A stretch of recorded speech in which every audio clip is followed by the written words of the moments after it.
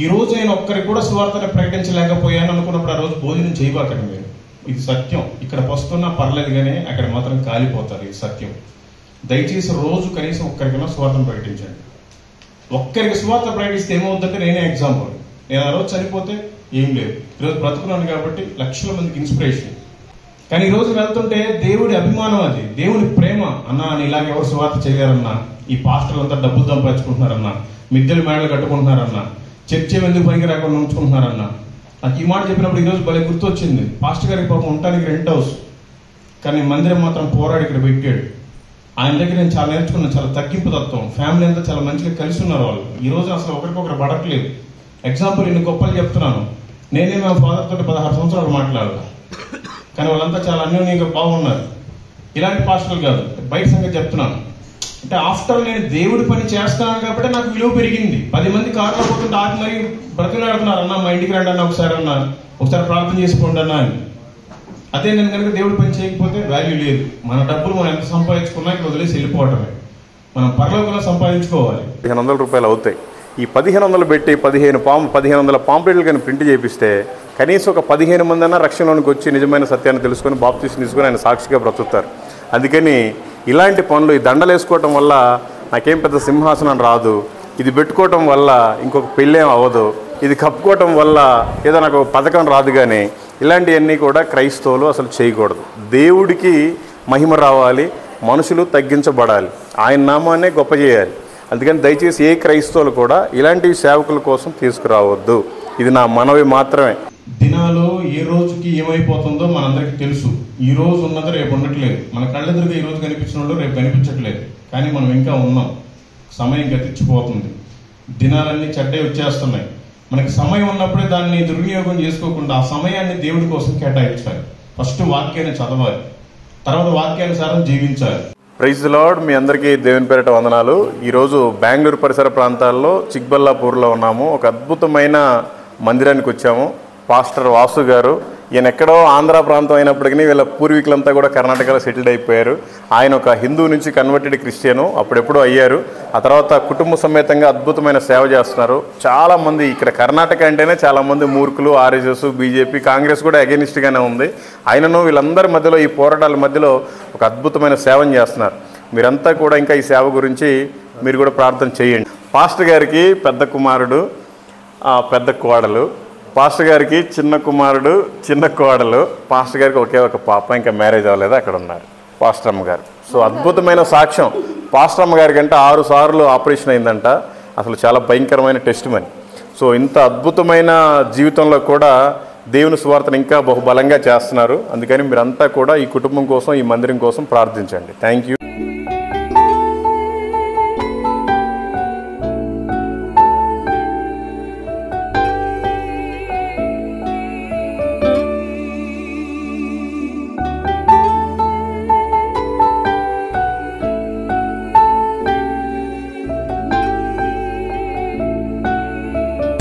లోకమనే యాత్రలు విశ్వాసమనే నా తోనేలు ఉన్నాను యేసయ్యా, ఉన్నాను యేసయ్యా, నీకోసమే నా నిరీక్షణ, నీకోసమే నా నిరీక్షణ. లోకమనే యాత్రలు విశ్వాసమనే నా తోనేలు.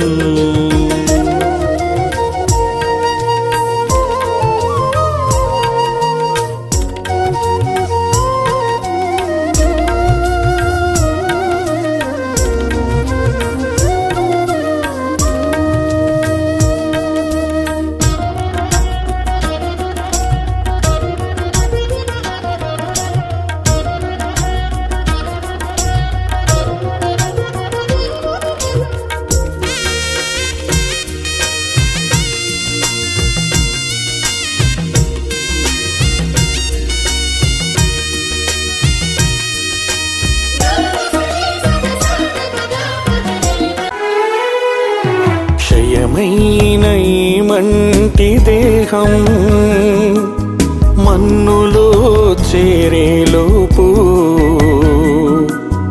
ఒక్కరికైనా నీ వాక్యం నీ దాసునితో చేర్చనిమ్ము. క్షయమైన ఈ మంటి దేహం మన్నులో చేరేలోపు ఒక్కరికైనా నీ వాక్యం నీ దాసునితో చేర్చనిమ్ము. దర్శించుము దేవా, కరుణించుము ఈ దీన దాసుని దర్శించుము.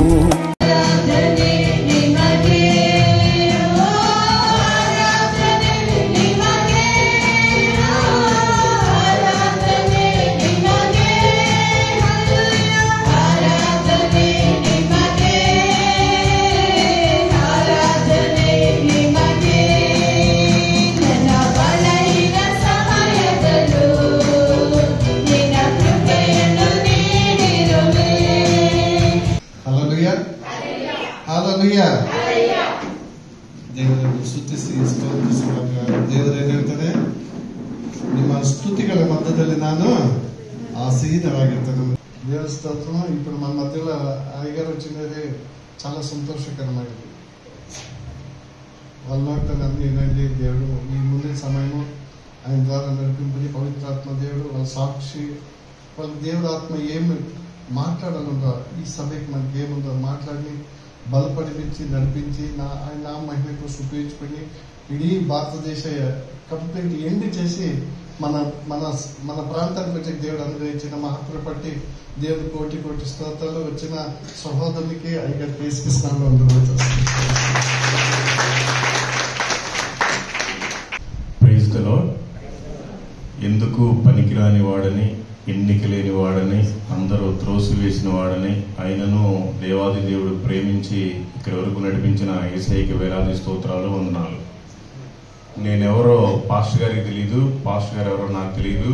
అయినా వీడియోస్ చూసి దేవుడు ప్రేరేపణ కొలది నాకు ఈ అవకాశం ఇచ్చినటువంటి పాస్టర్ గారికి, అట్లాగే పాస్టర్ అమ్మ గారికి, మరి వాళ్ళ కుటుంబాలందరికీ కూడా పేరు పేరున వందనాలు. అట్లాగే మేము వచ్చినప్పుడు ఎవరు లేరు, ఒక 4-5 ఉన్నారు. అందరూ చీమలు వచ్చినట్టుగా ఒక పాట అయిపోయేసరికి అందరూ వచ్చేసారు. అందుకని పేరు పేరు మీ అందరికి కూడా దేవుడి పేరిట వందనాలు.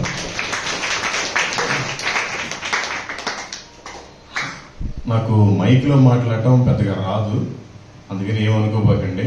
నేను కారులో దేశమంతా తిరుగుతూ ఉంటాను, అంతా అయిపోయింది, తిరిగాను. అయితే నా సాక్ష్యం చాలా పచ్చిగా ఉంటది, నేను చెప్పేసి వెళ్ళిపోతాను. నేను మళ్ళీ మీకు ఎప్పుడు కనిపించను, మీరు కూడా నాకు ఎప్పుడు కనిపించరు. దేవుడు బ్రతికిచ్చాడు, అందుకని నాకు సిగ్గు లేదు. కొంచెం వినటానికి కూడా కొంచెం వరస్ట్ గా ఉంటది, అయినా కూడా ఓపిక చేసుకుని వినండి, ఏమనుకోబాకండి. నేను కూడా మీ ఇంట్లో మీ బాబుని అనుకోండి, లేదా మీ అన్న తమ్ముని అనుకోండి, పచ్చిగా ఏదైతే నా జీవితంలో దేవుడు మేలు చేశారో చెప్పేసి వెళ్ళిపోతాను. ఏంటి ఇలాంటి మాటలు చెప్తున్నాడని అనుకోబాకండి, ఎందుకంటే అలాంటి వ్యక్తిని కూడా దేవుడు వాడుకుంటాడు అన్న సంగతి మీకు అర్థం కావాలి. అందుకని చెప్తాను. నా పేరు మల్లికార్జునరావు చల్ల, మాది హైందవ కుటుంబం. నాకు పెళ్ళయింది, భార్య, 2 పిల్లలు ఉన్నారు, అక్క, చెల్లి, తల్లిదండ్రులు ఉన్నారు. నేను 4 సార్లు అయ్యప్ప మాల వేసుకున్నాను, 18 సార్లు తిరుమల బాలాజీ దగ్గరికి వెళ్ళి గుండు చేర్చుకున్నాను. నేను కాశీ నుంచి కన్యాకుమారి దాకా ఉండే ప్రతి హైందవ టెంపుల్కి వెళ్ళి నా మొక్కుబడులు తీర్చుకున్నాను, కానీ నాకు ఎప్పుడూ శాంతి సమాధానం లేదు. 2009 వరకు ఇండియాలో ఉండే ప్రతి బ్రాండ్ మందు తాగాను. ఈ రోజు తాగి నేను రేపు తాగాను, రేపు తాగి ఎల్లుండి తాగాను. ఇలా ఇండియాలో ఉండే ప్రతి బ్రాండ్ కావాలని చెప్పి తాగాను. నేను ఒక భయంకరమైన స్మోకర్ని, ఇండియాలో ఉండే ప్రతి సిగరెట్ తాగాను. నేను ఒక భయంకరమైన బాగా ఎంజాయ్గా తిరిగే వ్యక్తిని, ఇండియాలో ఉండే ప్రతి ఫ్లైట్ ఎక్కాను. నేను ఒక భయంకరమైన జల్సా రాయుడిని, ఇండియాలో ఉండే 8 5 స్టార్ హోటల్లో నేను బస్ చేశాను. కానీ నాకు ఎప్పుడు శాంతి సమాధానం లేదు. నా క్రైస్తవులు అంటేనే ఒక హేళన. ఎవరైనా క్రైస్తవులు దేవుడు నమ్ముకున్న వాళ్ళు కనపడితేనే వాళ్ళు ఫలానా కులానికి చెందిన వాళ్ళు, వాళ్ళ ఊరు బయట ఉండేవాళ్ళు, నాకేంటి వాడితో అన్నంత ఇదిగా చూసేవాళ్ళు. క్రైస్తవులు అంటేనే అసలు నాకు పడదు. హిందూగానే పుట్టాలి, హిందూగానే జీవించాలి, హిందూగానే గర్వించాలి, హిందూగానే చనిపోవాలి. నా నినాదాలు ఇట్లా ఉండేవి. అట్లనే హిందూగా ఉన్నప్పుడే పెద్ద భక్తుడిని ఏం కాదు, అన్ని త్రాగుబోతుని తిరిగిపోతుంది. అయితే ఇంత పచ్చిగా ఉంటుంది. నేను మొత్తం చెప్పేసి మీకు వెళ్ళిపోతాను, శ్రద్ధగా వినండి. నా జీవితంలో మొత్తం గాలికి కొట్టకపోయింది. ఆ 3 ఇప్పుడు ఎందుకు పనికి వస్తున్నాయి నాకు బాగా అర్థమైంది. ఇలాగ సువార్త అంటే ఏదో పొద్దున వెళ్ళిపోయి సాయంత్రం రావడం లేదా ఒక రోజు 2 రోజులు కాదండి. పొద్దున 6 గంటలకి స్టార్ట్ అయితే ఎవరైతే కనపడతారో వాళ్ళందరికీ కూడా సువార్తను చెప్పుకుంటూ ఇప్పుడు మీకు ఏదైతే మాటలు చెప్పానో ప్రతి ఊర్లో ఆపుకుని నా దగ్గర ఒక బాక్స్ ఉంటుంది. ఆ బాక్స్ కారు పైన పెట్టి అట్లాగే ఎంత నా సాక్ష్యాన్ని చెప్పి ప్రార్థన చేసి వెళ్ళిపోతూ ఉండేవాడిని. అయినా చేస్తున్నాను స్టిల్ ఈ రోజు కూడా ఏడ్చుకుంటాను. చాలా రోదన, చాలా వేదన, ఎవరికి చెప్పుకోలేము. ఇప్పుడు ఇక్కడికి దాదాపు 450 కిలోమీటర్లు వచ్చాము, మళ్ళీ 450 కిలోమీటర్లు వెళ్ళాలి. అయినా కూడా యేసునామంలో మన పాస్టర్ గారి దగ్గర 100 రూపాయలు కూడా తీసుకోను. నా క్యారెక్టర్ అలాంటిది. నాకు దేవుడు చెప్పిన పని నేను చేస్తాను. ఎవరికి చెప్పుకోవాలి? చాలా వేదన, రోదన ఉంటుంది. ఏ దేవుడైతే నేను అసహించుకున్నానో ఆ దేవుడి గురించి చెప్పేలాగా దేశం మొత్తం తిప్పాను. ఇప్పటి వరకు ఇండియాలో ఏ పాస్టర్ కూడా దేశం మొత్తానికి వెళ్ళి సువార్త ప్రకటించలేదు. నేను ప్రతి రాష్ట్రం వెళ్ళాను, ప్రతి కేంద్ర పాలిత వెళ్ళాను, ఒక అండమాన్ లక్షద్వీప్ తప్ప. అట్లా కాకుండా నా టార్గెట్ ఏంటంటే తెలంగాణ, ఆంధ్రాలో ఉండే 2 రాష్ట్రాల్లో ప్రతి విలేజ్కి వెళ్ళి ఒక్కరితోటైనా మాట్లాడాలి, సువార్త చెప్పాలి. నేను ఎవరికి పడితే వాళ్ళకి చెప్పను. ఎవడైతే త్రాగుబోతు, ఎవడైతే వ్యభిచారి, ఎవడైతే దొంగ వాడికే సువార్త చేస్తాను. ఇలా ఇప్పటి వరకు 1970 విలేజ్లు అయిపోయాయి. 1,07,000 మందితో యేసు ప్రభు దేవుడు అని చెప్పాను. నాకు తెలిసి 63 మంది బాప్టిజం తీసుకున్నారు. నాకు తెలియకుండా ఎంతమంది తీసుకున్నారో తెలియదు నాకు. సో నా సాక్ష్యం ఇదిలేండి. మనమంతా క్రైస్తవులం కాబట్టి కొన్ని మాటలు మాట్లాడుకుందాం. నేనేం పాస్టర్ని కాదు, జస్ట్ మీలాగే ఒక విశ్వాసని. మీరు రోజు వినే వాక్యాలే. నేను కొత్త సబ్జెక్ట్ ఏం చెప్పలేను, నాకు అంత దేవుడు నాలెడ్జ్ ఇవ్వలేదు. మీకు తెలిసిన వాక్యాలే. దేవుడు ఏం చెప్తున్నాడు, మనం ఏం చేస్తున్నాం తెలుసుకుందాం. అందులో తండ్రి సమానాలు, అనుభవాలు, ఆయన ముందు నేను వాక్యం చెప్పేంత గొప్పవాడిని కాదు. జస్ట్ ఏదో నాకు దేవుడు ఇచ్చి నాకు మాటలు చెప్తాను. మనమంతా క్రైస్తవులం కాబట్టి కొన్ని మాటలు బైబిల్ నుంచి మాట్లాడుకుందాం. ముందుగా ఏం అనుకోకుండా నేను క్రైస్తవుని, క్రైస్తవురాలని అనుకున్న వాళ్ళంతా చేతులు ఎత్తండి. అంటే దేవుడు నా కోసం ప్రాణం పెట్టాడు, మళ్ళీ తిరిగి లేచాడు. దేవుడే నేను ఒక పాపంలో ఉన్నప్పుడు నన్ను రక్షించుకున్నాడు. నేను క్రైస్తవురాలని, క్రైస్తవుని అనుకున్న వాళ్ళే చేతులు ఎత్తండి. మీకు దేవుడు అవసరం లేకపోతే ఎవరు ఎత్తబాకండి, నో ప్రాబ్లం. నేను దేవుడి బిడ్డని, దేవుడు నాకు యేసుక్రీస్తే, నేను క్రైస్తవుడినే అనుకున్న వాళ్ళు చేతులు ఎత్తండి. బాగుంది. కొంతమంది అసలు క్రైస్తవులని చెప్పుకోవడానికి కూడా ఒప్పుకోవట్లేదు. వాస్తవాలు మాట్లాడుకుందాం. ఇంకా ఎన్ని రోజులు మనం ముసుగులో ఉందాం. నేను బైబుల్ని తెచ్చుకున్నాను అన్నోళ్ళు ఒకసారి బైబుల్ మీకు చూపించండి. కొంతమందికి ఏదో అసలు బైబులే లేదు. బ్రదర్ ఎవరైనా బైబుల్ లేని వాళ్ళు చెప్పండి, నా కారులో ఉన్న ఇస్తాను, కొత్త నిబంధన. అయితే ఈ బైబుల్ని ఇప్పటి వరకు నేను పూర్తిగా చదివాను అన్నోళ్ళు బైబుల్ చూపించండి. ఈ బైబుల్ని 66 పుస్తకాలు ఉంటాయి దీంట్లో. దీన్ని ఇప్పటి వరకు నేను పూర్తిగా చదివాను, నేను దీని ప్రకారం జీవిస్తున్నాను అన్నోళ్ళు చేతులు ఎత్తండి. ఒక్క బ్రదర్ ఎత్తాడు. ఈవెన్ పాస్టర్ గారు వాళ్ళ పాప బాబు కూడా ఎత్తలేదు. మరి ఏమనుకోవద్దు, నేను ఉన్నట్టుగా మాట్లాడతాను. మనం క్రైస్తవులు అని చెప్పుకోవడానికి సిగ్గుండాలి. దేనికండి మీరు దేవుడిని నమ్ముకుంది? ఎందుకు యేసుక్రీస్తు భూమి మీదకి వచ్చి ప్రాణం పెట్టాడు? ఏదో వేషధారణలాగా ఆదివారం ఏదో ముసుగేసుకొని వచ్చి ఇక్కడ ఏదో చిల్లర మార్చి చప్పట్లు కొట్టి కానికి ఇక్కడ వేసిపోతే మీ కానికి ఎవరికి కావాలండి? ఎందుకు క్రైస్తవులుగా ఉన్నారు? ఈ రోజున నాలాంటి హైందవులు కానీ దేవుడిని తెలుసుకోవట్లేదు. ఎందుకు అంటే మీలాంటి నామకార్థ క్రైస్తవుల వల్ల. కొద్దిగా బుద్ధి ఉండాలి. చిన్న పాప, అది ఆ పాప ఉంది, 1వ తరగతి చదివిన తర్వాత 2వ తరగతికి వెళ్ళాలి అంటే ఆ 1వ తరగతికి ఇచ్చిన బుక్స్ అని చదవాలి. చదివి హోంవర్క్ చేస్తేనే 2nd క్లాస్లో వేస్తారు.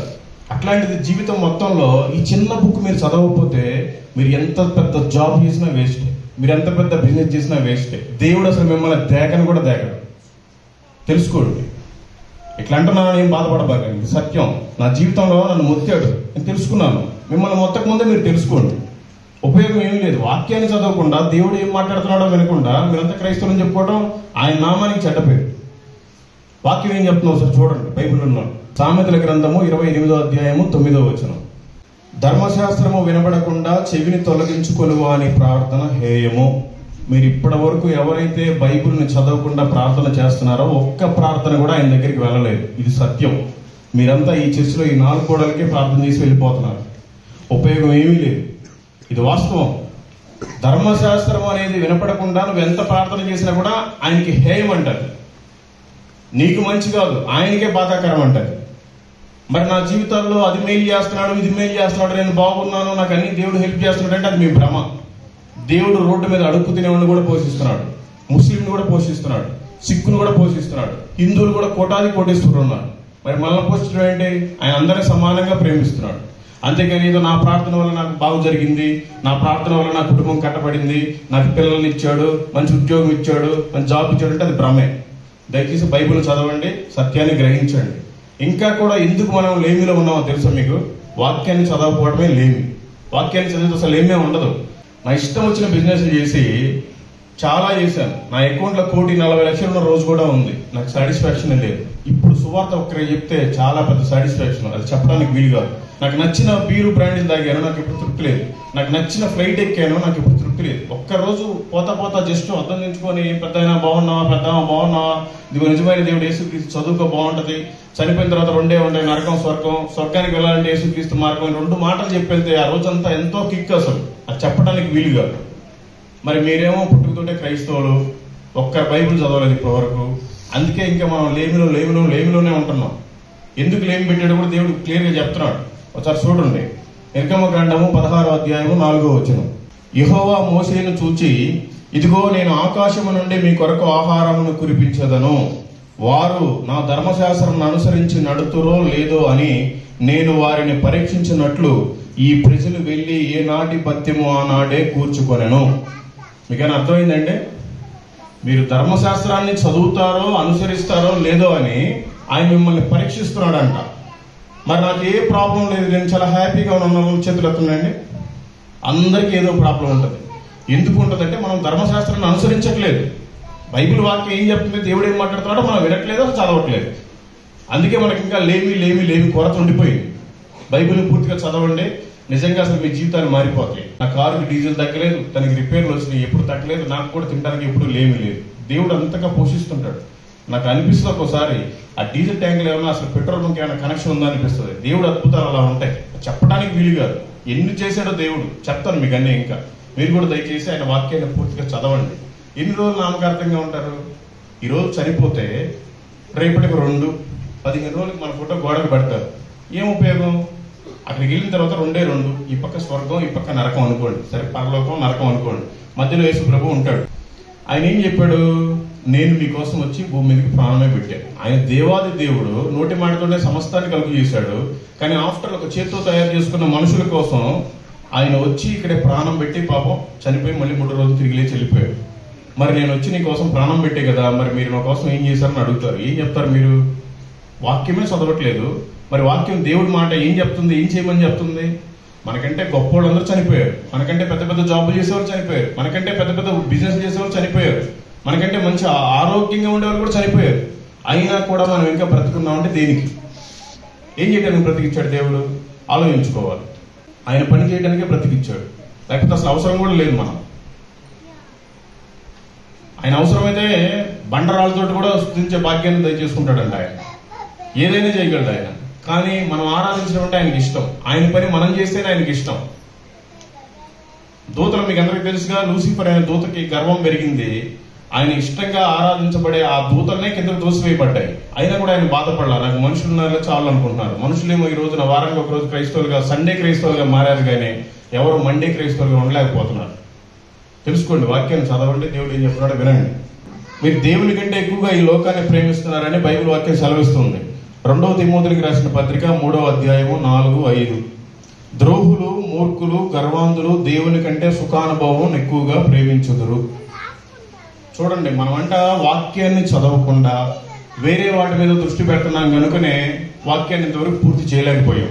కాబట్టి మనమంట దుర్మార్గులమంట, దుష్టులమంట, గర్వాంధులమంట. ఆయనే చెప్తున్నాడు. మరి గర్విష్ఠులు ఎవరైనా పరలోక రాజ్యానికి వెళ్తారా? దుర్మార్గులు ఎవరైనా పరలోక రాజ్యానికి వెళ్తారా?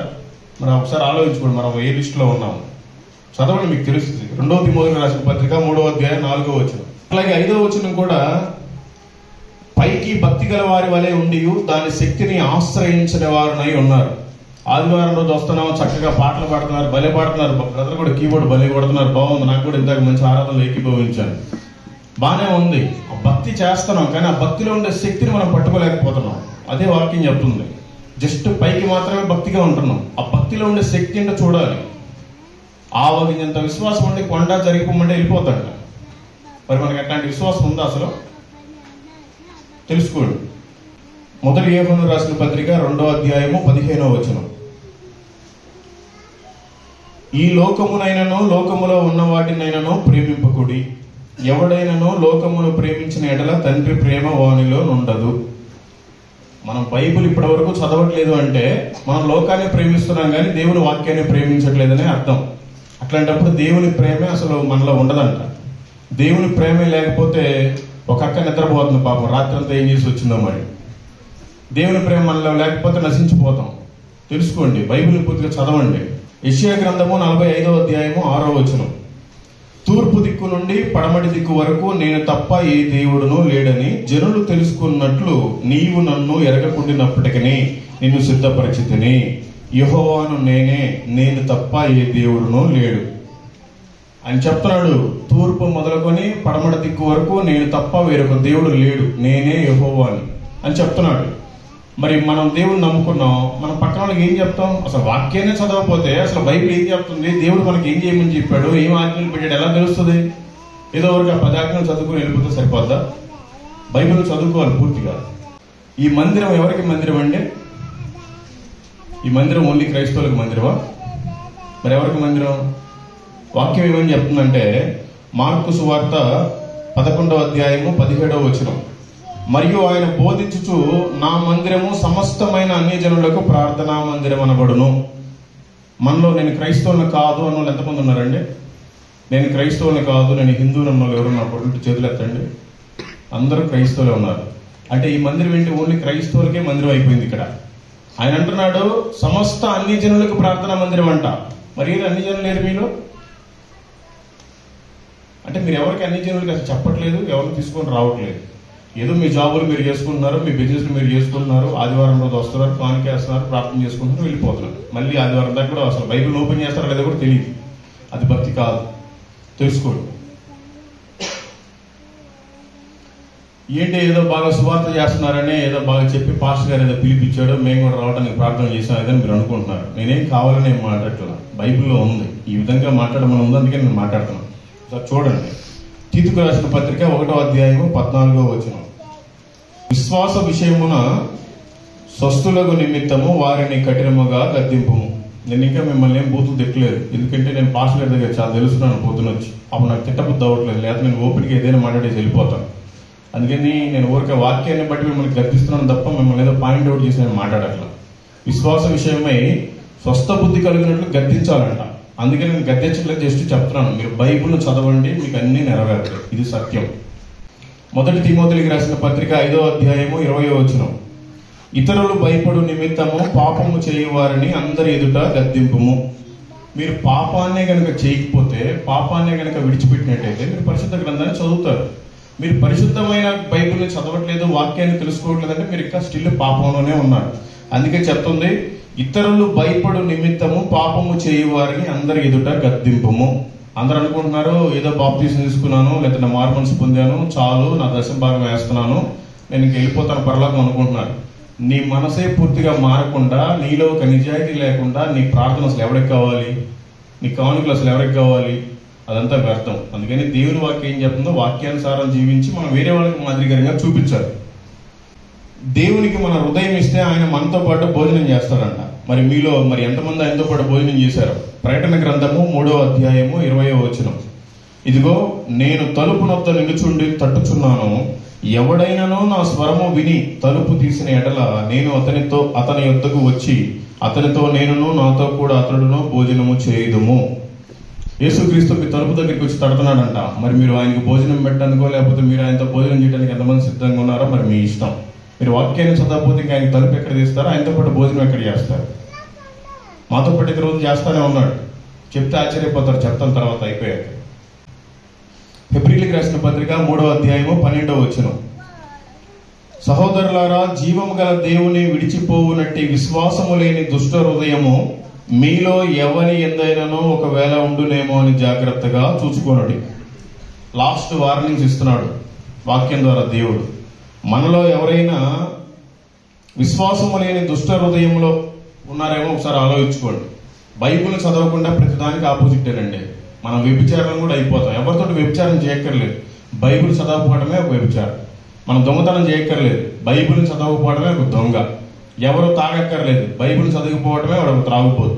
ఇట్లా ఉంటుంది బైబిల్ లింక్. అందుకని దయచేసి బైబిల్ ఎఫెసీయులకు రాసిన పత్రిక 5వ అధ్యాయము 15వ వచనం 16వ వచనం. దినములు చెడ్డవి గనుక మీరు సమయమును పోనీయక సద్వినియోగము చేసుకొనుచు అజ్ఞానుల వలె కాక జ్ఞానుల వలె నడుచుకున్నట్లు జాగ్రత్తగా చూచుకొనుడి. దినాలు ఏ రోజుకి ఏమైపోతుందో మనందరికీ తెలుసు. ఈ రోజు ఉన్నది రేపు ఉండట్లేదు. మన కళ్ళెదురుగా ఈ రోజు కనిపించిన వాళ్ళు రేపు కనిపించట్లేదు. కానీ మనం ఇంకా ఉన్నాం. సమయం గతించిపోతుంది. దినాలన్నీ చెడ్డవి వచ్చేస్తున్నాయి. మనకి సమయం ఉన్నప్పుడే దాన్ని దుర్వినియోగం చేసుకోకుండా ఆ సమయాన్ని దేవుడి కోసం కేటాయించాలి. ఫస్ట్ వాక్యాన్ని చదవాలి, తర్వాత వాక్యానుసారం జీవించాలి. ఇది మాత్రం చెప్తున్న వాక్యం. ప్రకటన గ్రంథము 1వ అధ్యాయము 3వ వచనం. సమయము సమీపించినది కనుక ఈ ప్రవచన వాక్యములను చదువువాడును వాటిని విని ఇందులో రాయబడిన సంగతులను గైకొను వారును ధన్యులు. సమయం గతించిపోతుందంట. బైబిల్ని చదివితే దాంట్లో ఉండే వాక్యాలన్నింటిని అంగీకరిస్తే మనం ధనులివంట. లేకపోతే మరి ఏమైందో పరిస్థితి కింద రాసి పెట్టున్నారు. ఫిలిప్పీయులకు రాసిన పత్రిక 2వ అధ్యాయము 21వ వచనం. అందరూ తమ సొంత కార్యములనే చూచుకొనుచున్నారు గాని యేసుక్రీస్తు కార్యములను చూడరు. మనకేదైనా ఒక చిన్న జాబ్ ఉందా, ఇంకా ఆగం. మన జాబ్లోనే 100% కేటాయిస్తాం. వాడు ఆఫ్టర్ ఇచ్చే జీతం మనకు ఒక నెలకు కూడా సరిపడా సరుకులు రావు. కానీ వాడు చెప్పినట్టుగా రోజంతా పని చేస్తారు. కానీ దేవుడు మనకి ఇంత మంచి జీవితాన్ని ఇచ్చాడు. ఆ దేవుడు చెప్పిన వాక్యాన్ని చిన్న బైబిల్ ఇంతవరకు చదవలేకపోతున్నాం మనం. అలాంటప్పుడు ఏ పరిస్థితిలో ఉన్నామో మనం ఒకసారి ఆలోచించుకోవాలి. ఈరోజు చనిపోతే ఏంటంటే సడన్ గా సరే మందిరానికి వచ్చాం, రోడ్డు క్రాస్ చేసి వెళ్ళిపోతున్నాం, యాక్సిడెంట్ అయి చనిపోతారు. ఏం చేస్తారు మన వాళ్ళంతా? 2 రోజులు ఏడుస్తారు, బాధపడతారు. పాస్టర్ గారు తీసుకొచ్చి ప్రార్థన చెప్పి సమాధి కార్యక్రమం చేస్తారు. మనకు ఫోటో గోడకు పెడతారు. ఉపయోగం ఏముంది దానివల్ల? మనం అంటూ చనిపోయాము అంటే మనకి ఈ భూమి మీద చాలా కనిపిస్తాయి. చనిపోయిన తర్వాత 2 ఒకటి స్వర్గం, ఒకటి నరకం. మన ప్రయాణం ఎటు? మనం పరలోకానికి వెళ్తామంటే భ్రమలో ఉన్నట్టే. వాక్యాన్ని ఎదురు చదవకుండా పరలోకానికి ఎట్లా వెళ్తారు మీరు? అందుకని వాక్యాన్ని చదవాలి. వాక్యం చెప్తూ దాన్ని మనం పాటించాలి. మరి ప్రభు చెప్తున్నాడు, అందరూ మరి సొంత కార్యంలో చేసుకుంటున్నారు కానీ యేసుక్రీస్తు వారి కార్యంలో ఎవరో చూడట్లేదు అంటున్నారు. మరి యేసుక్రీస్తు వారి కార్యంలో చూడాలంటే మనం ఏం చేయాలి? సువార్తను ప్రకటించాలి. సువార్త ప్రకటిస్తే మనకేంటి అసలు ఉపయోగం? అసలు సువార్త చెప్పాలంటే మనం ఏం చేయాలి? ఫస్ట్ ఎదుటి వారిని ప్రేమించాలి. అందుకే వాక్యం చెప్తుంది, మత్తయి సువార్త 22వ అధ్యాయము 39వ వచనం. నిన్ను వలె నీ పొరుగు వారిని ప్రేమింపవలెను. మనకి పాత నిబంధనలో 10 ఆజ్ఞలు పెట్టాడు. కొత్త నిబంధనలో 2 పెట్టాడు. ఒకటి, నీ పూర్ణ హృదయంతో, పూర్ణ ఆత్మతో, పూర్ణ శక్తితో దేవుని ఆరాధించాలి. 2వది, నిన్ను వలె నీ పొరుగుని ప్రేమించాలి. స్వయంగా యేసు ప్రభు వారు చెప్పింది. అయితే మనం ఎవరిని ప్రేమిస్తున్నాం అసలు ఈ రోజున? మన బాస్ ఎవడైతే వాడో ఆఫీస్లో వాడిని ప్రేమిస్తున్నాం. మనకి ఎవరైతే క్లోజో వాడిని ప్రేమిస్తున్నాం. ఎవడైతే ఫ్రెండో వాడిని ప్రేమిస్తున్నాం. మన భార్యని ప్రేమిస్తున్నాం, మన భర్తను ప్రేమిస్తాం. సరే ప్రేమించుకోమని ఉంది, కానీ దేవుని కంటే ఎక్కువ కాదుగా. అసలు నువ్వు దేవుణ్ణే ప్రేమించట్లేదుగా. దేవుణ్ణే ప్రేమించినట్లయితే ఈ పాటికి నువ్వు బైబిల్ని పూర్తి చేసేదానివి కదా, పూర్తి చేసేవాడివి కదా. మరి ఎందుకు దేవుణ్ణి ప్రేమించట్లేదు మీరు? తెలుసుకోండి. ఎదుటి వాళ్ళని ఎందుకు మనం ప్రేమించాలి? నిన్ను వలె నీ పొరుగు వారిని అంటే వాళ్ళకి సువార్తను ప్రకటించడానికే మనం ప్రేమించాలి. మనం ఏదో ఊరికే ఇంకా బొట్టు పెట్టుకోకుండా, ఇంకేం ఆభరణాలు వేసుకోకుండా, మనం క్రైస్తవులు చెప్పుకొని ఒక ముసుగు వేసుకొని లేదా తెల్ల షర్ట్ వేసుకొని మీసాగా రంగేసి వచ్చినంత మాత్రం ఉపయోగం ఏమీ లేదు. ఎదుటి వాళ్ళతోటి మంచిగా మాట్లాడితే అదే ప్రేమ. ఆ ప్రేమలోనే మనం సువార్తను ప్రకటించవచ్చు. మరి ఎందుకు మనం వాటిని ప్రేమించాలి అంటే యూదా పత్రిక 1వ అధ్యాయము 23వ వచనం. అగ్నిలో నుంచి లాగినట్టుగా కొందరైనా లాగి రక్షించడానికి వాళ్ళని ప్రేమించాలి. ఎదురుగా లోకం అనే ఈ అగ్నిలో కాలిపోతున్నారు ప్రజలంతా. మనమైతే తెలుసుకొని యేసుక్రీస్తు రెక్కల నీడకు వచ్చాం. వాళ్ళని కూడా తీసుకురావాల్సిన బాధ్యత మన మీదే ఉంది. మనల్ని అందుకే ఇన్ని రోజులు బ్రతికిచ్చాడు దేవుడు, లేదా ఎప్పుడో చంపేసేవాడు. అయినా కూడా నేను ఇప్పటివరకు 1,700,000 మంది చెప్పారు. మీరంతా మంచోళ్ళు కదా, నాకంటే చాలా మంచోళ్ళు కదా మీరంతా. ఎంతమందికి దేవుడి గురించి చెప్పారు? ఎంతమందిని ఆయన సన్నిధి దగ్గరికి తీసుకొచ్చారు? ఎంతమందికి బాప్తిస్మం ఇప్పించారు? ఎంతమంది జీవితాలలో మీలో ఉండే వెలుగును నింపారు వాళ్ళకి? ఒకసారి పరిశీలించుకోండి. ఎందుకు మనమే ఎదుటి వాళ్ళని ప్రేమించాలి? ఎందుకు మనమే అగ్నిలో నుంచి లాగాలి? వాక్యం చెప్తుంది, మత్తయి సువార్త 9వ అధ్యాయము 37వ వచనం. కోత విస్తారమే గాని పనివారి కొద్దిగా ఉన్నారు. ఈ ప్రపంచంలో 750 కోట్ల నుంచి 800 కోట్ల వరకు ఉన్నారు జనాభా. అందరిని దేవుడు ప్రేమిస్తున్నాడు. కానీ వాళ్ళందరిని ఆయన ఏర్పాటు చేసుకోవాలి. కొందరిని ఏర్పాటు చేసుకున్నాడు. వాళ్ళు మనమే అనుకోవాలి. ఎవడికి లేని భాగ్యాన్ని మనకి ఇచ్చాడు దేవుడు. మన కోసమే ప్రాణం పెట్టాడు అనుకోవాలి. అందుకే కోత విస్తారంగా ఉంది, పనివారం మనం కొద్ది మందిమే ఉన్నాం. ఈ కొద్ది మంది ఏం చేయాలి? పంట చాలా ఉంది, మనమే కొడవలు పెట్టి కొయ్యాలి. ఆ సమయం వస్తుంది. ఏం చెప్తావు ప్రభుకి? పంట వేసాను, మీకు అప్పచెప్పి వెళ్ళిపోయి కావాలి ఉండమని. మొత్తం కలుపు ముక్కలు పెరిగాయి, మొత్తం వాటర్ లాగా ఎండిపోతున్నాయి. వాటిని కొయ్యాల్సిన బాధ్యత ఎవరిది? నువ్వు నా కోసం ఏం చేసావని అడుగుతాడు ఆయన. ఏం చెప్తారు మీరు? అందుకని ఆ కోతను కోయడానికి మనమే సిద్ధపాటు కలిగి ఉండాలి. వాక్యాలు ఇవన్నీ చదువుకుంటాం, ఒకటన్నా పాటిస్తున్నావా? వారం చదువుకుంటాం, వెళ్ళిపోతున్నాం, ఉపయోగం ఏముంది? మార్కు సువార్త 16వ అధ్యాయము 15వ వచనం. మరియు మీరు సర్వలోకమునకు వెళ్ళి సర్వ సృష్టికి సువార్తను ప్రకటించుడి. ఇక్కడ ఏమనుందంటే ఓన్లీ పాస్టర్ గారే సర్వలోకానికి వెళ్ళి సర్వ సృష్టికి సువార్తను ప్రకటించాలని లేదు. ఓన్లీ శిష్యులే సర్వలోకానికి వెళ్ళి సర్వ సృష్టికి సువార్తను ప్రకటించాలని లేదు.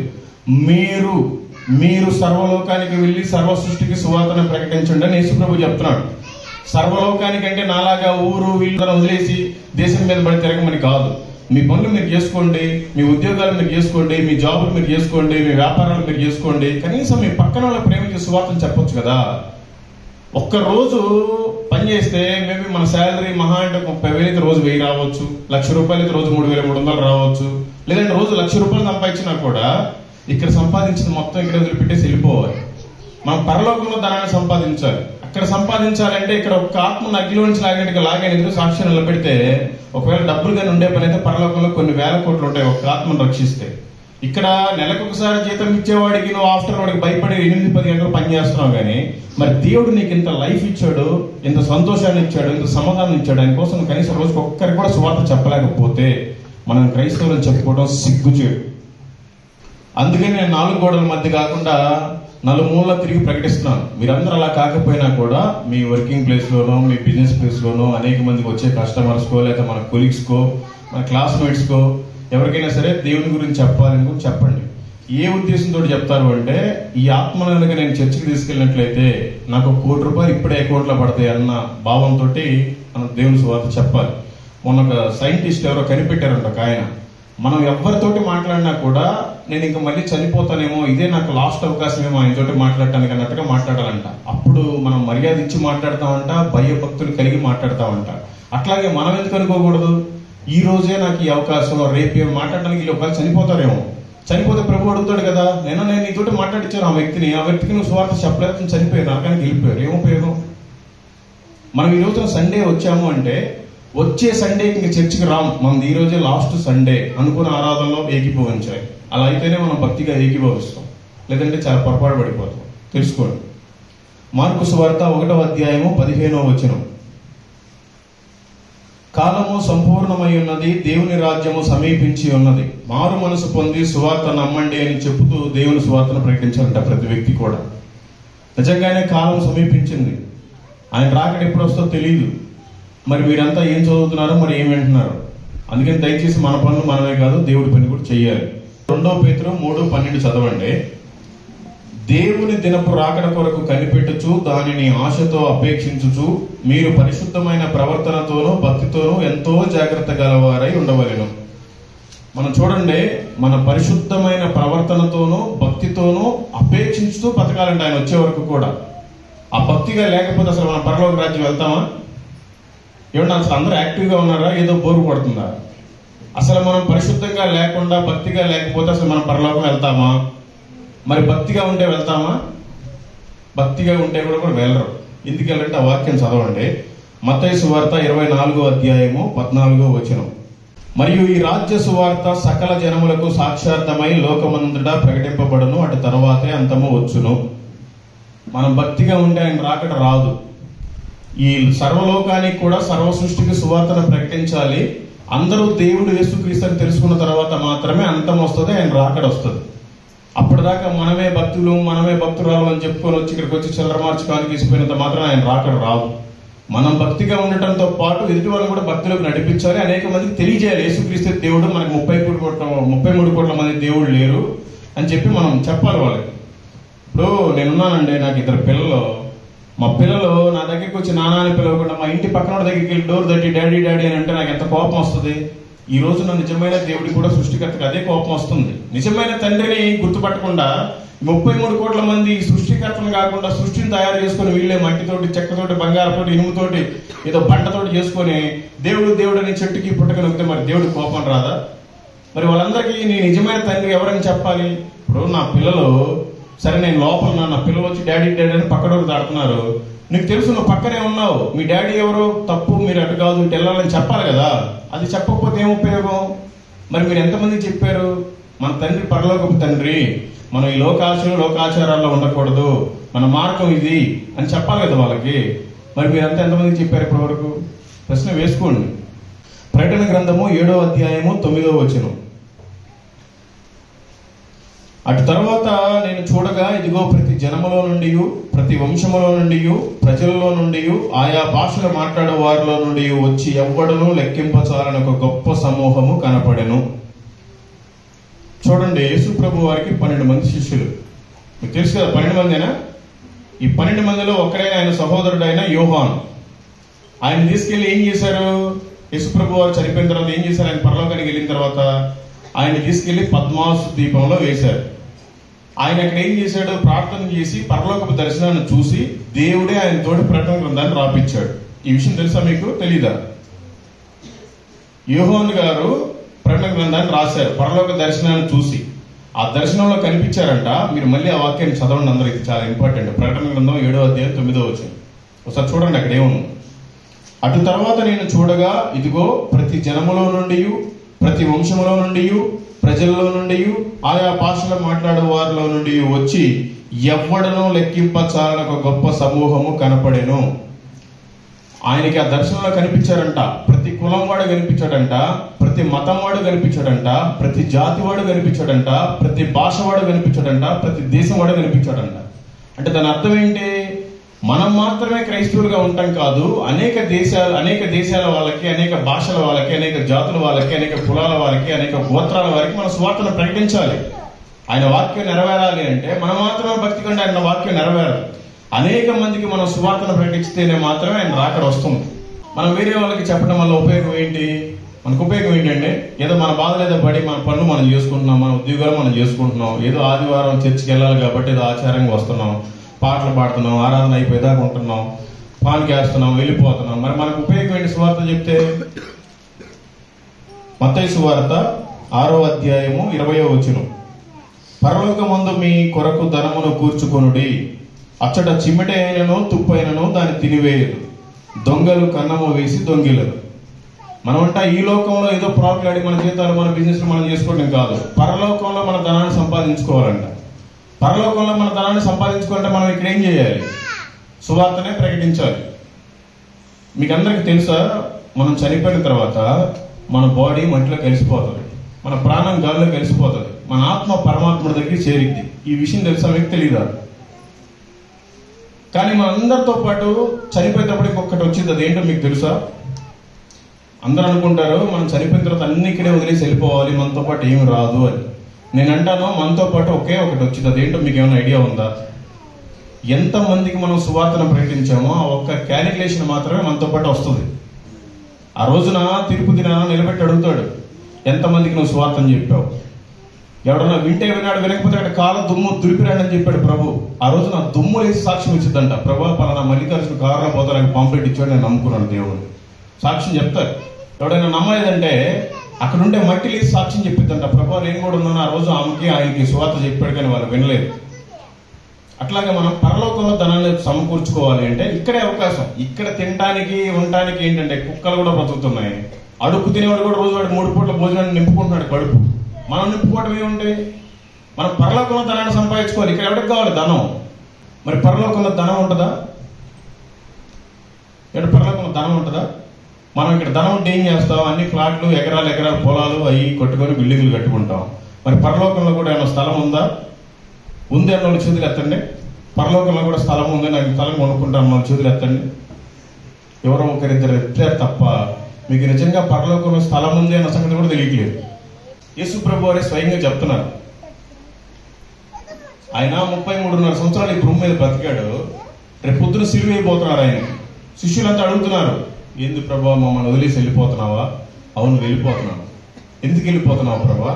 అక్కడ చదవండి, యోహాను సువార్త 14వ అధ్యాయం 2, 3, 4. నా తండ్రి ఇంట అనేక నివాసములు కలవు, లేని ఎడల నేను మీతో చెప్పుదును. యేసు ప్రభు అంటున్నాడు, నా తండ్రి దగ్గర అనేక నివాసములు ఉన్నవి, ఒకవేళ లేకపోతే నేను మీతో అబద్ధం చెప్పను అంటున్నాడు ఆయన. ఆయన ప్రూవ్ చేసుకుంటున్నాడు, నేను మీకు అబద్ధం చెప్పట్లేదు, నిజమే చెప్తున్నాను అని. అటు చూడండి, నా తండ్రి ఇంట అనేక నివాసములు కలవు, లేని ఎడల మీతో చెప్పుదును, మీకు స్థలము సిద్ధపరచ వెలుచున్నాను. నేను వెళ్ళి మీకు స్థలము సిద్ధపరిచిన ఎడల నేనుండు స్థలములో మీరును ఉండులాగున మరలా వచ్చి నా యొద్ద నుండుటకు మిమ్మల్ని తీసుకుని పోవుదును. నేను వెలుచున్న స్థలమునకు మార్గము మీకు తెలియనని చెప్పాను. యేసుక్రీస్తు చెప్తున్నాడు, నేను వెళ్ళిపోతున్నాను, తండ్రి దగ్గర చాలా నివాస స్థలాలు ఉన్నాయి, నేను స్థలాన్ని సిద్ధపరచడానికి వెళ్తున్నా, సిద్ధపరిచిన తర్వాత నేను మీ దగ్గరికి వస్తా, వచ్చిన తర్వాత మిమ్మల్ని తీసుకొని వెళ్ళిపోతా, అప్పుడు నేనున్న దగ్గరే మీరు కూడా ఉంటారు. ఇంక నాకు మీకు గ్యాప్ అక్కర్లేదు, గ్యాప్ వచ్చే ఇంత పాపంలో కూరుకుపోయాం, అందుకని మీరు నా దగ్గరే ఉండాలి, అందుకే నేను స్థలాన్ని సిద్ధపరచడానికి వెళ్తున్నాను అని చెప్పాడు దేవుడు. మరి ఇక్కడ బెంగళూరులో, చిక్బల్లాపూర్లో మరి రేట్లు ఎంత ఉన్నాయో మీకు తెలుసు. మరి పరలోకంలో ఎంత చీప్గా ఉంటాయో తెలుసా రేట్లు? జస్ట్ మీ మనసును దేవుడికి ఉపయోగిస్తే ఆయన మీకు స్థలం ఇచ్చేస్తారు పరలోకంలో. ఆయన చెప్పిన పని చేస్తే చాలు, ఆయన మాట వింటే చాలు, ఏమి ఎరగదీయక్కర్లేదు, ఆయన మాట వింటే చాలు, మనకు స్థలం ఇచ్చేస్తాడు. తెలుసుకోండి, మన స్థలాలు పొలాలు ఇక్కడ కాదు, మన స్థలం పరలోకంలో ఉందా లేదా, జీవ గ్రంథంలో మన పేరు ఉందా లేదా, మనకి ఇక్కడ ఆధార్ కార్డు ఉందా, ఓటర్ ఐడి కార్డు ఉందా, ఓటు పలానా వాళ్ళకి వేసామా, పలానా పార్టీ గెలిచిందా, ఇది కాదు. మన ఓటు సాతాను గడికి వేస్తున్నామా, యేసుక్రీస్తుకి వేస్తున్నామా? యేసుక్రీస్తుకి ఓటేసే పని అయితే ఆయన చెప్పిన పని చేస్తాం. సాతాను గడికి ఓటేస్తున్నామంటే దేవుడి పని చెప్పిన పని మనం చేయట్లేదు, అది తెలుసుకోండి. కాబట్టి అన్ని కులాలు, అన్ని మతాలు, అన్ని భాషల వాళ్ళకి మనం సువార్త చెప్పకపోయినా కనీసం మన ఇంట్లో వాళ్ళకైనా సువార్తను ప్రకటించుకోవాలి. మనకు పరలోకంలో స్థలం కావాలి అంటే ఎవరికో పక్కన వాళ్ళ దగ్గరికి వెళ్ళి బ్రతికినట్టు బంగపోకపోయినా కూడా మన ఇంట్లో వాళ్ళకి, మీరంతా చాలా మంది ఆడవాళ్ళు వచ్చారు, మీ భర్తలంతా ఏమయ్యారు, మీ అన్నదమ్ముళ్ళంతా ఏమయ్యారు, మీ కొడుకులంతా ఏమయ్యారు, చాలా మంది రాలా. సరే పనులు చేసుకోవడానికి వెళ్తే మంచిది, మిగతా వాళ్ళంతా ఎక్కడికి వెళ్ళారు? పనులు కూడా రూల్ ప్రకారం అయితే చేయకూడదు. దేవుడు చెప్పాడు, మీరు 6 రోజులు కష్టపడి 7వ రోజు నా మందిరంలో ఉండాలి. ఒక్క దినము ఆయన సన్నిధిలో గడుపుట 1000 దినముల కంటే శ్రేష్టం. మీకు తెలుసుగా ఈ విషయాన్ని. మరి మీ మగవాళ్ళంతా ఎన్ని వేల దినాలు మిస్ అయిపోయారు. మరి దేవుడు ఎలా కనికరిస్తాడు, ఎలా క్షమించుతాడు, వాళ్ళకి పరలోకంలో స్థలం ఎలా ఇస్తాడు? 6 రోజులు కష్టపడి 7వ రోజు ఆయన సన్నిధికి వస్తే మనకు ఆ ఉన్నదాన్ని ఆశీర్వాదాన్ని ఇస్తాడు. నువ్వు ఎన్ని లక్షలు సంపాదించినా నువ్వు చర్చికి రాకుండా దశభాగం వేరే వాళ్ళతో పంపిస్తే దేవుడు ఎలా ఆశీర్వదిస్తాడు? దేవుడికి నీ డబ్బులు కావాలి, నీ హృదయం కావాలి. దేవుడే ఇక్కడ వచ్చి ఇక్కడ ఉంటే నువ్వేమో ఆదివారం రోజు బయట నీ పనులు నువ్వు బిజీగా ఉన్నావు, ఏం చేయడానికి? మీకందరికీ పరలోకం ఎంత దూరం ఉందో మీకు ఏమైనా ఐడియా ఉందండి? ఈ విషయం అయితే మేబీ మీరు ఎప్పుడు వినుండరేమో. మీరు బైబిల్ చదివితే మీకు కూడా తెలిసింది. నేనేం ప్రవక్తను కాదు, పాస్టర్ని కాదు, స్పీకర్ని కాదు, నేను కూడా మీలాగే జస్ట్ ఒక విశ్వాసం. పరలోకం ఎన్ని కిలోమీటర్లు ఉందో బైబిల్లో ఉంది. మీరు ఎప్పుడన్నా చదివారా? పరలోకం ఎన్ని కిలోమీటర్లు ఉందో నాకు తెలుసు, నువ్వు చేతులు ఎత్తండి. ఎవరు ఎత్తరు, ఎందుకంటే మీరు బైబిల్ చదవట్లేదు. మీకు పరలోకం ఎన్ని కిలోమీటర్లు ఉంటే మీకెందుకు? ఈ విషయాన్ని అందరూ చదవండి, ఈ వాక్యాన్ని. ప్రకటన గ్రంథము 21వ అధ్యాయము 16వ వచనం అందరూ చదవండి. పరలోకం ఎన్ని కిలోమీటర్లు ఉందో ఆ వచనంలో ఉంది. ఆ పట్టణము చచ్చౌకమైనది, దాని పొడవు దాని వెడల్పుతో సమానము. అతడు కొలకర్రతో ఆ పట్టణమును కొలవగా దాని కొలత 750 కోసులైనది. దాని పొడుగును ఎత్తును వెడల్పును సమానముగా ఉన్నది. పరలోకం అంట ఏదో ఒక పొడవుగా తోకలాగా లేకపోతే ఒక వెడల్పుగా ఏదో ఒక పెద్ద పట్టణం లాగా కాదు, అదొక సమానంగా ఉంది. ఇప్పుడు సపోజ్ ఇది ఉంది, దీని హైటు పొడవు వెడల్పు అని సమానంగా ఉంది. అట్లాగే 750 కోసులు అంట. 750 కోసులు అంటే ఒకసారి గూగుల్లో కొట్టండి, 1 కోర్స్ హౌ మెనీ కిలోమీటర్స్ అని కొట్టండి, మీకు గూగుల్లో వస్తుంది. మనకి సెల్ ఫోన్ ఇచ్చాడు, టెక్నాలజీ అంటారు, ఉపయోగపడే వాటిని చూడరు. అన్ని పనికి మాలిన రీల్స్ పొద్దంతా చూస్తానంటే వస్తానే ఉంటాయి, చూస్తూ ఉంటే వస్తానే ఉంటాయి, అవే చూస్తారు. మనకు భూమి తూర్పున జపాన్ మొదలుకొని పడమడ అమెరికా వరకు కూడా 40,075 కిలోమీటర్లు ఉంది. How many kilometres this earth అని కొట్టండి. నాకు 6వ తరగతి ఇంగ్లీష్ రావట్లేదు, 2 ముక్కలు నేర్చుకున్నాం పాస్టర్ గారి దగ్గర. కొట్టండి, వస్తుంది. భూమి 40,075 కిలోమీటర్లు ఉంది. మరి పరలోకం ఎంత ఉంది? 750 కోసులు అంటే ఒక కోసు అంటే 3 కిలోమీటర్ల 75 మీటర్లు ఉంది. అంటే ఇంచుమించు 2300 కిలోమీటర్ల నుంచి 2400 కిలోమీటర్ల వరకు ఉంది. 1400 మైళ్ళు, 12,000 స్టాడియా. అంటే ఇంచుమించు ఇక్కడ నుంచి ఢిల్లీ ఎంత దూరం ఉందో అంత దూరమే ఉంది పరలోకం. మరి ఈ భూమి మీద ఉండే జనాలంతా ఈ 40,000 కిలోమీటర్ల వాళ్ళంతా అక్కడ ఎక్కడ పడతారు? పట్టరు. ఎందుకు పట్టరు? సామెతల గ్రంథము 16వ అధ్యాయము 4వ వచనం చదవండి. అక్కడ ఎందుకు పట్టరు ఉంది. ప్రతి వస్తువును యెహోవా దాని దాని పని నిమిత్తము కలుగజేసెను. నాశన దినమునకు ఆయన భక్తిహీనులను కలుగజేసిన ఉంది. నాశన దినము అంటే నరకమే. నరకంలో కాలిపోవటానికి కూడా యేసుక్రీస్తే జనాలను పుట్టించాడంట. మరి ఈ విషయం ఎవరికైనా తెలుసా? నాశన దినం కోసం దేవుడే మనల్ని పుట్టించాడు. మనం భక్తిగా ఉంటేనే పరలోకం చేరతాం. భక్తిహీనతలో ఉంటే ఖచ్చితంగా నరకానికే వెళ్ళిపోతాం. పరలోకం చాలా చిన్నదే, 2400 కిలోమీటర్లే. మరి భూమి 40,000 కిలోమీటర్ల పైన ఉంది. వాళ్ళంతా ఎక్కడికి వెళ్తారంటే నరకం విశాలంగా ఉంది, ఆయన మార్గం ఇరుకులోనే ఉంది. తెలుసుకోవాలి. ఇంత బ్రతుకు బతికి మనం నరకానికి వెళ్ళిపోవటానికా? పరలోకానికి వెళ్ళటానికే కదా. ఏమంటే పరలోకానికి వెళ్ళడానికైనా కాదా? మరి ఇప్పటివరకు మీరు బైబిల్ ఎందుకు పూర్తిగా చదవలేకపోయారు? అసలు దేవుని వాక్యం ఏం చెప్తుంది? ఎందుకు తెలుసుకోలేకపోతున్నారు? పరలోకం చాలా చిన్నది, దాంట్లో మనకి స్థలం ఉందో లేదో చూసుకోవాలి. ఇక్కడేముంది, అద్దెంట్లో అయినా ఉంటాం, అవసరమైన రోడ్డు మీద అయినా ఉంటాం, లేదంటే బస్ స్టాండ్లో అయినా నాలాలు పడుకోవచ్చు కొన్ని రోజులు. కానీ మనకి పరలోకం స్థలం ఉందో లేదని చూసుకోవాలి. ఈ లోకం శాశ్వతం కాదు. ఏ రోజు ఆయన రాకడ వచ్చిందో తెలియదు. ఒకసారి యేసు ప్రభు వారు ఈ భూమి మీదకి వచ్చి మన కోసం దెబ్బలు తిని, తున్నులు తిని, ఉమ్మించుకొని, తిట్టించుకొని, ఆఖరికి ప్రాణమే పెట్టి చనిపోయి పాతి పెట్టిన తర్వాత తిరిగి 3వ రోజు లేచి వెళ్ళిపోయాడు. ఈ విషయం తెలుసుగా మీకు అందరికీ? యేసు ప్రభు వారు మన కోసం వచ్చి ప్రాణం పెట్టి చనిపోయారని మీకు తెలుసు కదండి? తెలుసా తెలీదా? మరి ఇప్పుడు ఆయన రెండోసారి మళ్ళీ నా కోసం భూమి మీదకి వస్తాడు అన్న వాళ్ళంతా చేతులు ఎత్తండి. మీరంతా పిచ్చ భ్రమలో ఉన్నారు. ఆయన రెండోసారి భూమి మీదకి రాడు, ఆయన మధ్యాకాశంలోకి వస్తాడు. మరి మీరంతా ఏం చదువుతున్నారు బైబిల్ని?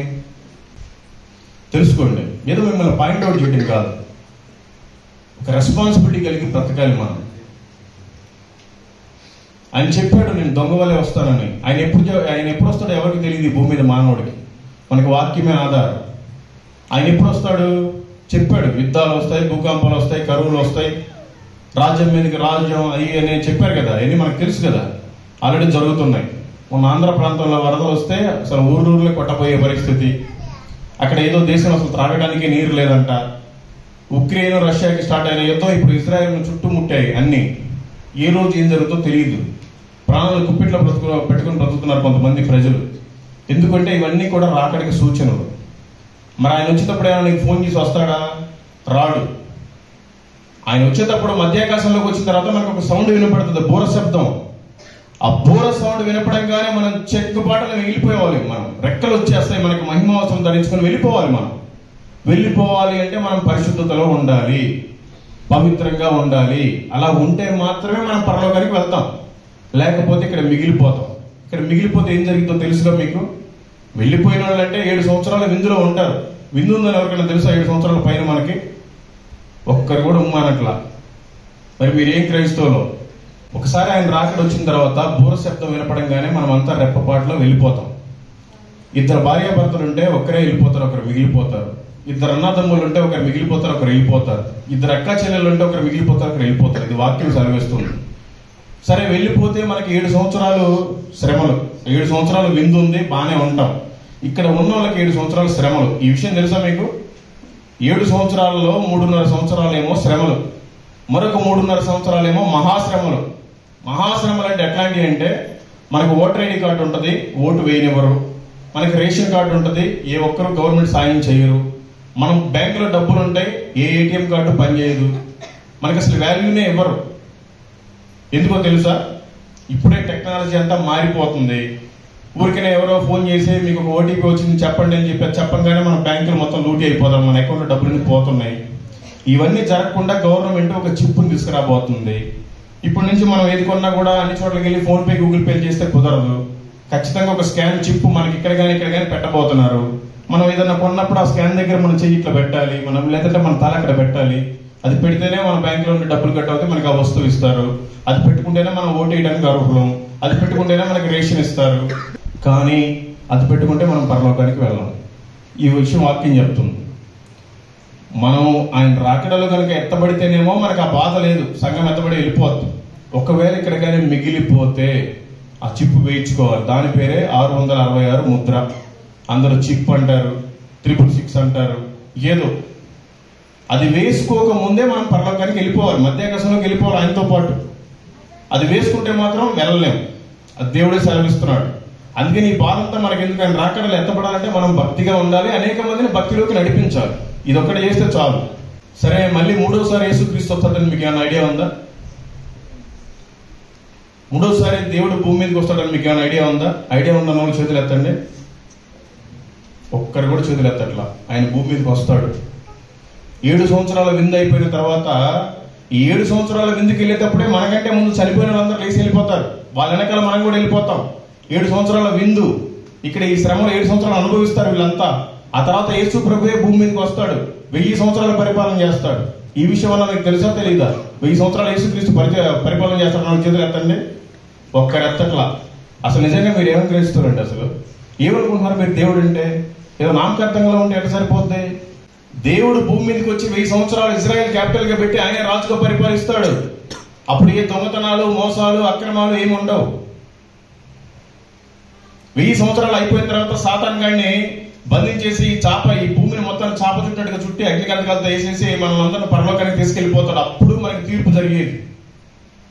మీరు వేరే వాళ్ళని తీర్పు తీర్చకూడదు, మీకు కూడా తీర్చకూడదు అనే వాక్యాలు మనం చదువుకున్నాం కదా. అవన్నీ 1000 సంవత్సరాలు అయిపోయిన తర్వాత తెలుసుకోండి. ఇప్పుడు చనిపోతున్నాం అంటే నేరుగా వెళ్ళిపోం పరలోకం. మనకు పరదేశి అనే ఒక ప్రాంతం ఉంది, అక్కడ ఉంటాం. మరి పాపం చేసిన వాళ్ళంతా ఎక్కడికి వెళ్తారు? పాతాళంలోకి వెళ్తారు. పాతాళంలో ఏముంది? అగ్ని ఉంది. మీకు అందరికీ తెలుసు కదా, ధనవంతుడు లాజరు ఏమైపోయారు? ధనవంతుడు రోజు తినంగా మిగిలిన రొట్టె ముక్కలు కింద వేస్తే ఆ పేదవాడు లాజరు తీసుకొని తినేవాడు. భయంకరమైన పుండ్లు, కుక్కలు నాకేయంట వచ్చి. ఇద్దరు ఒక రోజు చనిపోయారు. ఆ పేదవాడేమో, దరిద్రుడేమో వెళ్ళిపోయాడు పరలోకానికి, ధనవంతుడేమో పాతాళంలో ఉన్నాడు. ఒకసారి మీరు కూడా ఆలోచించుకోండి. ఏదో మిమ్మల్ని విమర్శించడం కాదు, కానీ మీకు నిజంగా బైబిల్ గురించి అసలు చాలా తక్కువ నాలెడ్జ్ ఉంది. అదైతే మాత్రం మీరు దేవుడి చేతిలో మొత్తపడతారు. నా జీవితాన్ని మొత్తాడు, నేను బాగుపడ్డాను. మీ జీవితాన్ని మొత్తక ముందే మీరు కూడా తెలుసుకోండి. బైబిల్ చదవండి. నష్టం ఏంటి?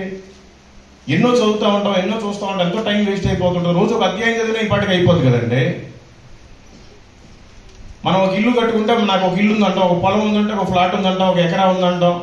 ఒక ఆత్మ సువార్త చెప్తే నాకు ఒక ఆత్మ ఉందని ఎందుకు చెప్పుకోవట్లేదు మీరు? ఒక ఆత్మ కొన్ని వేల కోట్లతో సమానం పరలోక భాషలో చెప్పాలి అంటే. అదే మనకు ధనం. సువార్తను అనేక మందికి చెప్పండి. మనం కాకపోతే ఎవరు చెప్తారు?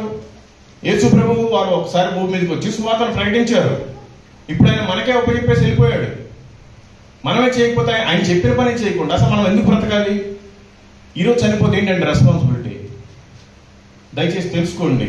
ఈ లోకం శాస్త్రం కాదు. ఏ రోజు చనిపోతామో తెలియదు. సంఘం త్వరలో ఎత్తబడుతుంది. ఆ ఎత్తబడే సంఘంలో మనం ఉండాలి, విడవబడే సంఘంలో మనం ఉండకూడదు.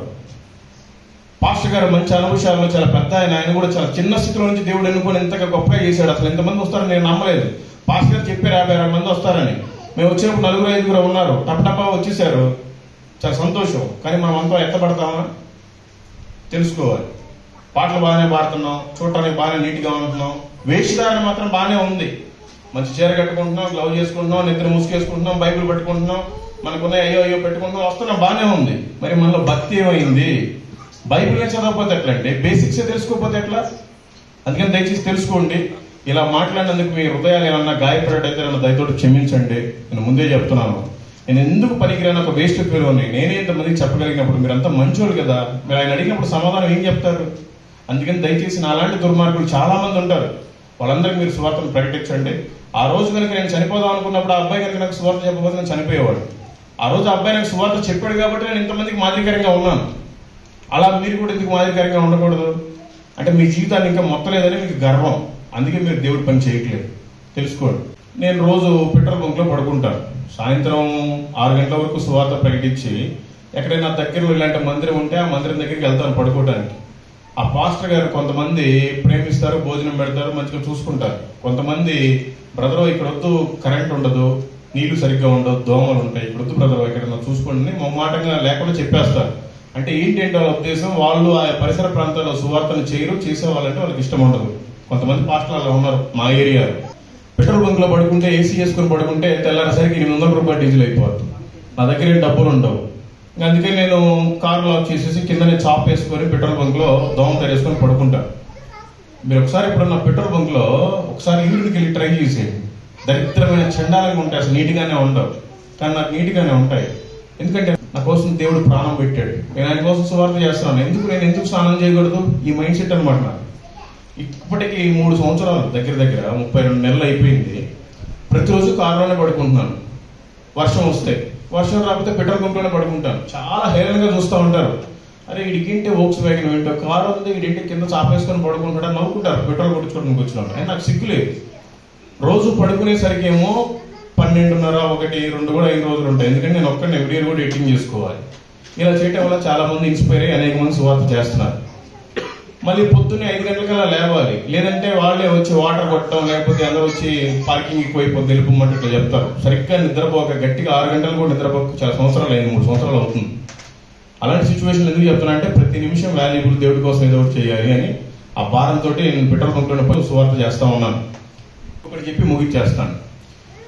అంటే మన సువార్త కూడా ఎలా చెప్పాలి అంటే, ఒకసారి అంటే అందరు నాలాగా ఉండకపోవచ్చేమో, మరి నా మైండ్ సెట్ ఎలా ఉండదంటే మీకు చెప్పాలి. దీన్ని బట్టి మీకు అర్థం అవుతుంది. మీకు అందరికీ తెలుసు, సుప్రీంకోర్టులో క్రైస్తవులందరి మీద కేసు వేశారు, మత మార్పిడి కేసు అని. క్రైస్తవులందరూ అక్రమంగా చర్చిలు కడుతున్నారు, అక్రమంగా అన్ని కులాల వాళ్ళని మతాల వాళ్ళని మతం మారుస్తున్నారు, వాళ్ళని భ్రమ పెడుతున్నారు అని ఒక సుప్రీంకోర్టులో ఒక బీజేపీ ప్రతినిధి అశ్విని కుమార్ ఉపాధ్యాయ అని మీరు గూగుల్లో కొట్టండి వస్తుంది. అతను సుప్రీంకోర్టులో కేసు వేశాడు. రోజు మన వాళ్ళంతా వాట్సాప్ లో ఒక న్యూస్ వైరల్ చేస్తూ ఉంటారు, క్రైస్తవులే, వేరే వాళ్ళు కాదు. మనం ఇంక రేపటి నుంచి కొత్త చర్చిలు కట్టుకోకూడదంట, సువార్త ప్రకటించకూడదంట, చెప్తే జైలు అంట, అదంటే ఇదంటే అంత ఫేక్ న్యూస్ అంతా పెడతా ఉంటారు. అయితే నేను ప్రార్థన చేస్తున్నాను, ప్రభావ మీ వాక్యం సెలవిస్తుంది, శత్రువును కూడా మిత్రునిగా చేస్తానన్నారు మీరు. నాకు సంబంధం లేదు. ఎవరైతే మన మీద కేసు వేసారో నేను అతనికి వెళ్ళి సువార్త చెప్పాలి. ఎవరైతే మన తరపున వాదిస్తున్నారో ఆయనతో నాకు సంబంధం లేదు, ఆయన ఆల్రెడీ క్రిస్టియనే. ఎవడైతే నిజంగా మన మీద కేసు వేసారో, ఇండియాలో ఉండే ప్రతి క్రైస్తవుడి మీద వర్తిస్తుంది అది. నేను అతనికి వెళ్ళి సువార్త చెప్పాలని ప్రార్థన చేసుకుని బయలుదేరా సుప్రీంకోర్టుకి వెళ్ళాను. వెళ్తే ఒకరోజు మీడియాతో మాట్లాడుతూ ఉన్నాడు. అది అయిపోయిన తర్వాత, సార్ నేను మీ వీడియోస్ చూస్తూ ఉంటాను, మీరంతా క్రైస్తవుల మీద కేసు వేశారు కదా, ఎందుకు వేశారని నేను అడిగాను. నేను క్రైస్తవుని ఆయనకు తెలియదు, వీడియో పెట్టాను మీరు చూడండి. క్రైస్తవుని ఆయనకు తెలియదు. అవునయ్యా వాళ్ళంతా ఒక వేస్ట్ మతం, వాళ్ళు మతాలు మారుస్తూ ఉంటారు, అదంతా దరిద్రం, అది అసలు వరస్ట్, ఆ మతం అసలు మంది కాదు, ఎడారి మతం అయితే ఆయన కొంచెం ఎక్కువ మాట్లాడాడు. నేను చెప్పాను, నాకు వచ్చి హిందీ ఇంగ్లీష్లో నాకు వచ్చిన దాంట్లో, సార్ క్రైస్తవం అనేది ఒక మతం కాదు సార్, ఇది ఒక మంచి మార్గం. నేను ఇంతకుముందు ఒకప్పుడు ఇలా ఉండేవాడిని, ఇప్పుడు నేను దేవుడు తెలుసుకొని చాలా మంచిగా ఉన్నాను సార్ అని చెప్పాను. ఆ మీడియా అంతా చూస్తా ఉన్నారు, ఆయనకి ఏడవాలని అర్థం కాక కౌగులించుకున్నారు 2 నిమిషాలు. అంటే ఆయనకి కూడా సువార్తను చెప్పనిచ్చాడు దేవుడు. ఎందుకు చెప్పనిచ్చాడు? మన ఆలోచనని ఆయన స్థిరపరుస్తాడు, మన ఆలోచనని మన ఆశని తృప్తిపరుస్తాడు ఆయన, అందుకని చెప్పనిచ్చాడు. మరి మీరు ఎవరైనా పోయి ఆయనతో చెప్పగలరా? సుప్రీంకోర్టు లోపలికి వెళ్ళి, అయ్యా క్రైస్తవం అంటే మంచి మార్గం, మతం కదా, ఎవరైనా చెప్పగలరండి? మరి అంత ధైర్యం ఉండాలి దేవుడి కోసం. మరి మన కోసం ప్రాణం ఎవరు పెడతారు?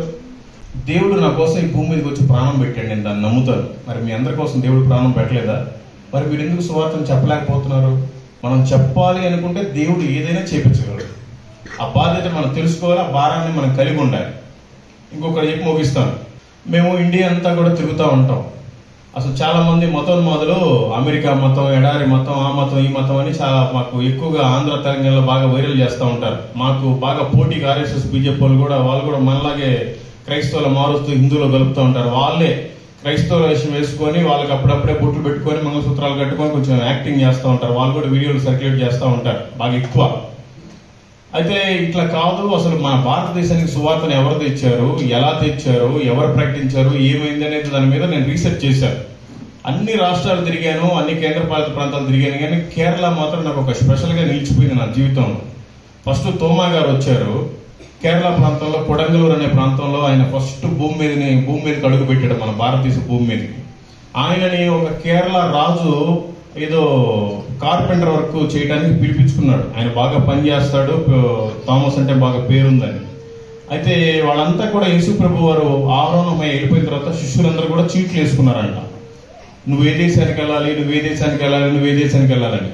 తోమా గారికి అంట భారతదేశం అని వచ్చిందంట. ఆయన ప్రార్థన చేసుకున్నాడంట, ప్రభా నేను భారతదేశానికి వెళ్ళనయ్యా, వాళ్ళంతా మూర్ఖులంట, నేను ఇక్కడ ఈ దగ్గరలో ఎక్కడికైనా వెళ్తానని చెప్పాడంట. ప్రభు దర్శనంలో కనపడి, తోమా నువ్వు ఖచ్చితంగా భారతదేశానికి వెళ్ళాలి అని చెప్పాడంట. ఆయన ఆ వాక్యాన్ని పట్టుకొని అలాగ ఉన్నప్పుడు, ఆయన చెప్పిన దర్శనాన్ని పట్టుకొని అలా ఉన్నప్పుడు, ఆ కేరళ నుంచి ఆ రాజు, ఆయన పేరేదో మర్చిపోయాను, ఆ రాజు పంపించాడు, మాకు పనివారు కావాలి, మంచి రాజా మందిరం కట్టాలి ఇట్లని పడవలో ఆయన తీసుకుని వచ్చారు. ఆ పడవలో ఆయన దిగిన ప్లేస్ లోనే కొడంగలూరు అంటారు దాన్ని. అక్కడ మొట్టమొదటి చర్చ్, రెండోది పలయూరు చర్చ్, మూడోది ఇంకా నార్త్ పరావూరు, పెరియూరు, ఇట్లా చాలా ఉన్నాయి. ఆయన 7.5 చర్చిలు కట్టాడు. 7.5 చర్చిలు కడితే ఆయన కూడా సాయంత్రం దాకా పనిచేసి కార్పెంటర్ పని, ఆ డబ్బులను తీసుకొచ్చి పేదవాళ్ళకి అయ్యి కొనిపించి సువార్తను చెప్పేవాడు. ఇట్లా చేయడం రాజుకు నచ్చక రాజు తోమాని కొట్టి జైల్లో వేశాడు. ఆ పిలిపించిన రాజు, ఇజ్రాయెల్ నుంచి తీసుకొచ్చిన రాజు ఇక్కడ జైల్లో వేశాడు తోమాని. అప్పటికే కొంతమంది యూదులు వ్యాపారం నిమిత్తం వచ్చారు. వాళ్ళ దగ్గరికి వెళ్ళి సువార్త చెప్పడం ఇట్లా చేస్తాం, మందిరాలకు కొన్ని ఏర్పాటు పడ్డాయి. వీడు ప్రచారం చేస్తాడు, జైల్లో వేసేయాలి, మనకు ఆపోజిట్ గా మనం ప్రజలకు చేయలేని ఇతను చేస్తాడంటే జైల్లో వేశారు. ఒకరోజు ఆ రాజు తమ్ముడు చనిపోయాడు.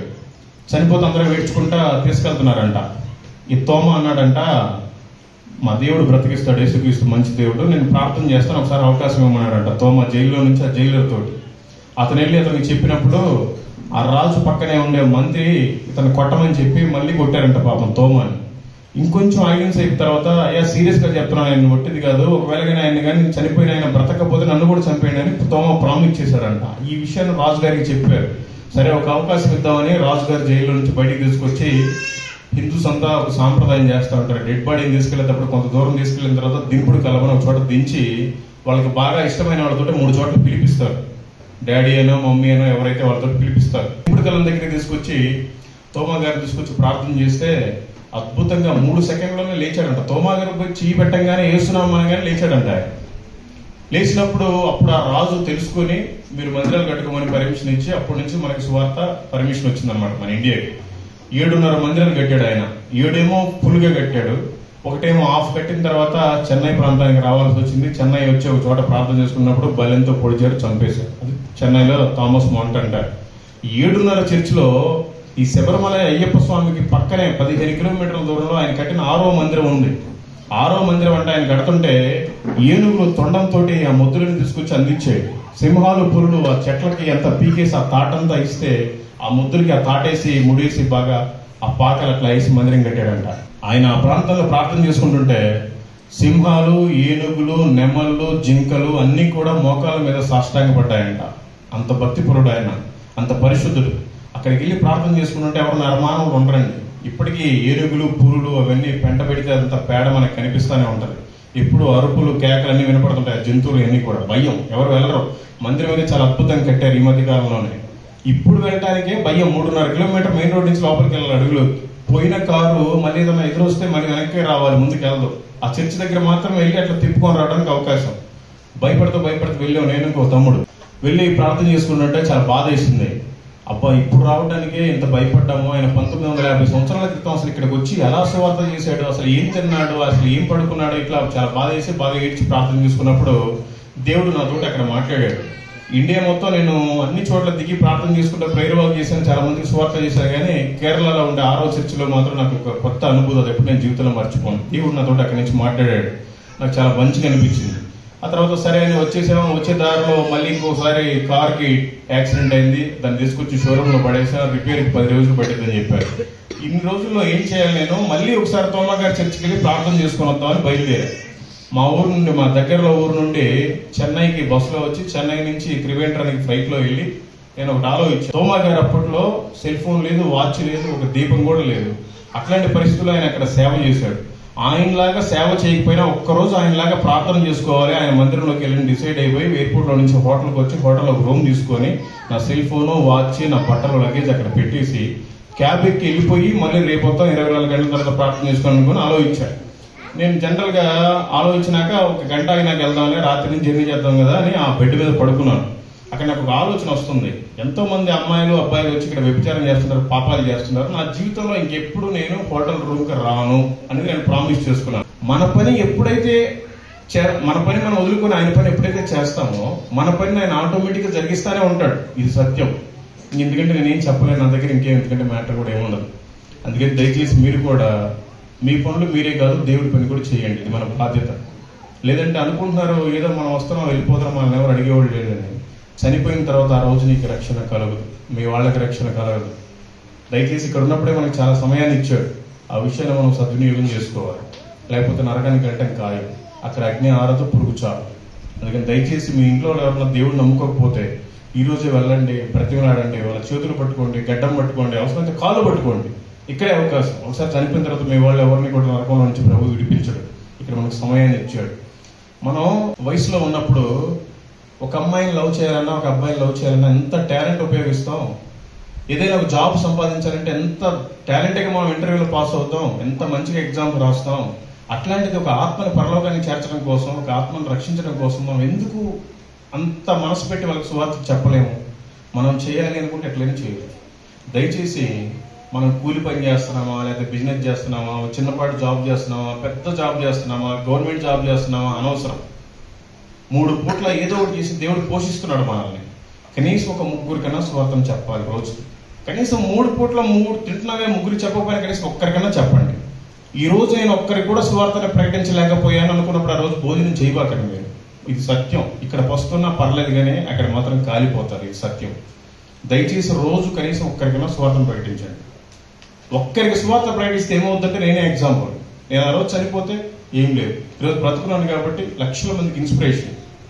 ఇక్కడంటే తెలియదులే కానీ మా 2 రాష్ట్రాల తెలుగు ప్రాంతాల్లో కారు వేసుకొని వెళ్తుంటే 1 గంట జర్నీలో 10 మంది కారు ఆపుతారు. క్రాస్ చేసి అన్నా, వందనాలు అన్నా, భోజనం చేసేది రండి అన్నా, కాఫీ తాగండి అన్నా, ఏదన్నా ఇది చిన్న కాను ఉంచుకోండి అన్నా.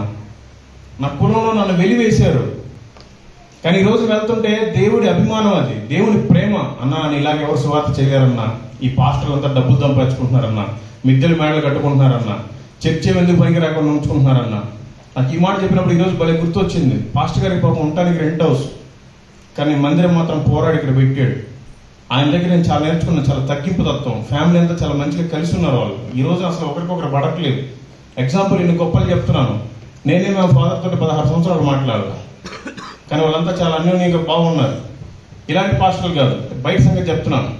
అంటే ఆఫ్టర్ నేను దేవుడి పని చేస్తాను కాబట్టి నాకు విలువ పెరిగింది. 10 మంది కారులో పోతుంటే ఆగి మరి బ్రతిలాడుతున్నారు, అన్న మా ఇంటికి రండి అన్న, ఒకసారి ప్రార్థన చేసుకోండి అన్న అని. అదే నేను కనుక దేవుడి పని చేయకపోతే వాల్యూ లేదు. మన డబ్బులు మనం ఎంత సంపాదించుకున్నా ఇక్కడ వదిలేసి వెళ్ళిపోవటమే. మనం పరలోకంలో సంపాదించుకోవాలి. నా వల్ల పాపం మా ఇంట్లో వాళ్ళకి ఇంతవరకు ఇల్లు కూడా లేదండి. మేము చిన్నప్పుడు ఎప్పుడు మా 2 రూమ్లు వేసాడు, సిమెంట్ రేకులు. మా చెల్లికి పెళ్లి చేస్తే కూడా వెళ్ళలేని దౌర్భాగ్యమైన పరిస్థితి. ఇప్పటికీ మా ఆవిడందరికి చెడ్డ పేరు, పలానా దొంగ వాళ్ళ అబ్బాయే, అప్పుడు జైలుకి వెళ్ళాడే వాళ్ళ అబ్బాయే, వాళ్ళ చుట్టాలంతా జైలుకి వెళ్ళారే, ఇదిగో వీడి వల్లే. ఇంత హేళనగా చూస్తారు. కానీ దేవుడు నమ్ముకున్న తర్వాత ఈ రోజు ఎంతమంది పలకరించేవాళ్ళు అయ్యారు. అందుకని దయచేసి మీరు కూడా తెలుసుకోండి, ఈ లోకం శాశ్వతం కాదు. నాకు ఇల్లు ఇక్కడ లేకపోవచ్చు, నాకు పైన అక్కడ ఉంది. ఎవరికి చెప్పుకోవడానికి కుదరదండి. పెట్రోల్ బంక్ దగ్గర కింద నుంచి సెగ వచ్చిద్దండి, అయినా పడుకుంటాను చాపేసుకొని. ప్రభు నా కోసం ప్రాణం పెట్టాడు. నాకు ఇక్కడ ఇల్లు లేదు. ఒకరోజు వెళ్తున్నాను సువార్త చేస్తున్నాను, ఇసుక తెచ్చుకుంటున్నాను. ఒకరోజు వెళ్తున్నాను సువార్త చేస్తున్నాను, సిమెంట్ తెచ్చుకుంటున్నాను. ఒకరోజు వెళ్తున్నాను, ఇంకొకటి తెచ్చుకుంటున్నాను, కంకర. నా బిల్డింగ్ నేను అక్కడ కట్టుకుంటున్నాను. నాకు అక్కడ పర్మనెంట్ రాజ్యం ఉంది. మరి మీరంతా ఇక్కడ ఎందుకుంటారు? మీ వాళ్ళు ఎవరన్నా మీకు హెల్ప్ చేస్తే చాలా దెప్పుతారండి. మీకోసం ప్రభు ప్రాణం పెట్టాడు. మరి మీరంతా ఎందుకు ఆయన ప్రేమను మర్చిపోయారు? దయచేసి ఈ రోజు నుంచి నా రెండు దుర్మార్గులకు అనేక మందికి స్వాతంత్రం ప్రకటించండి. ఎందుకంటే నేను ఏం చెప్పలేను. దేవుడు మిమ్మల్ని, మీ కుటుంబాన్ని, మీ మందిరాన్ని దీవించి ఆశీర్వదించును కాక. ఆమేన్. Thank you.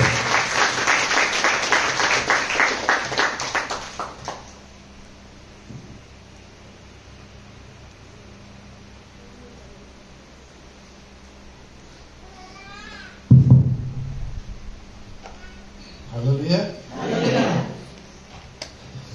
సాక్షి మాట్లాడాలి.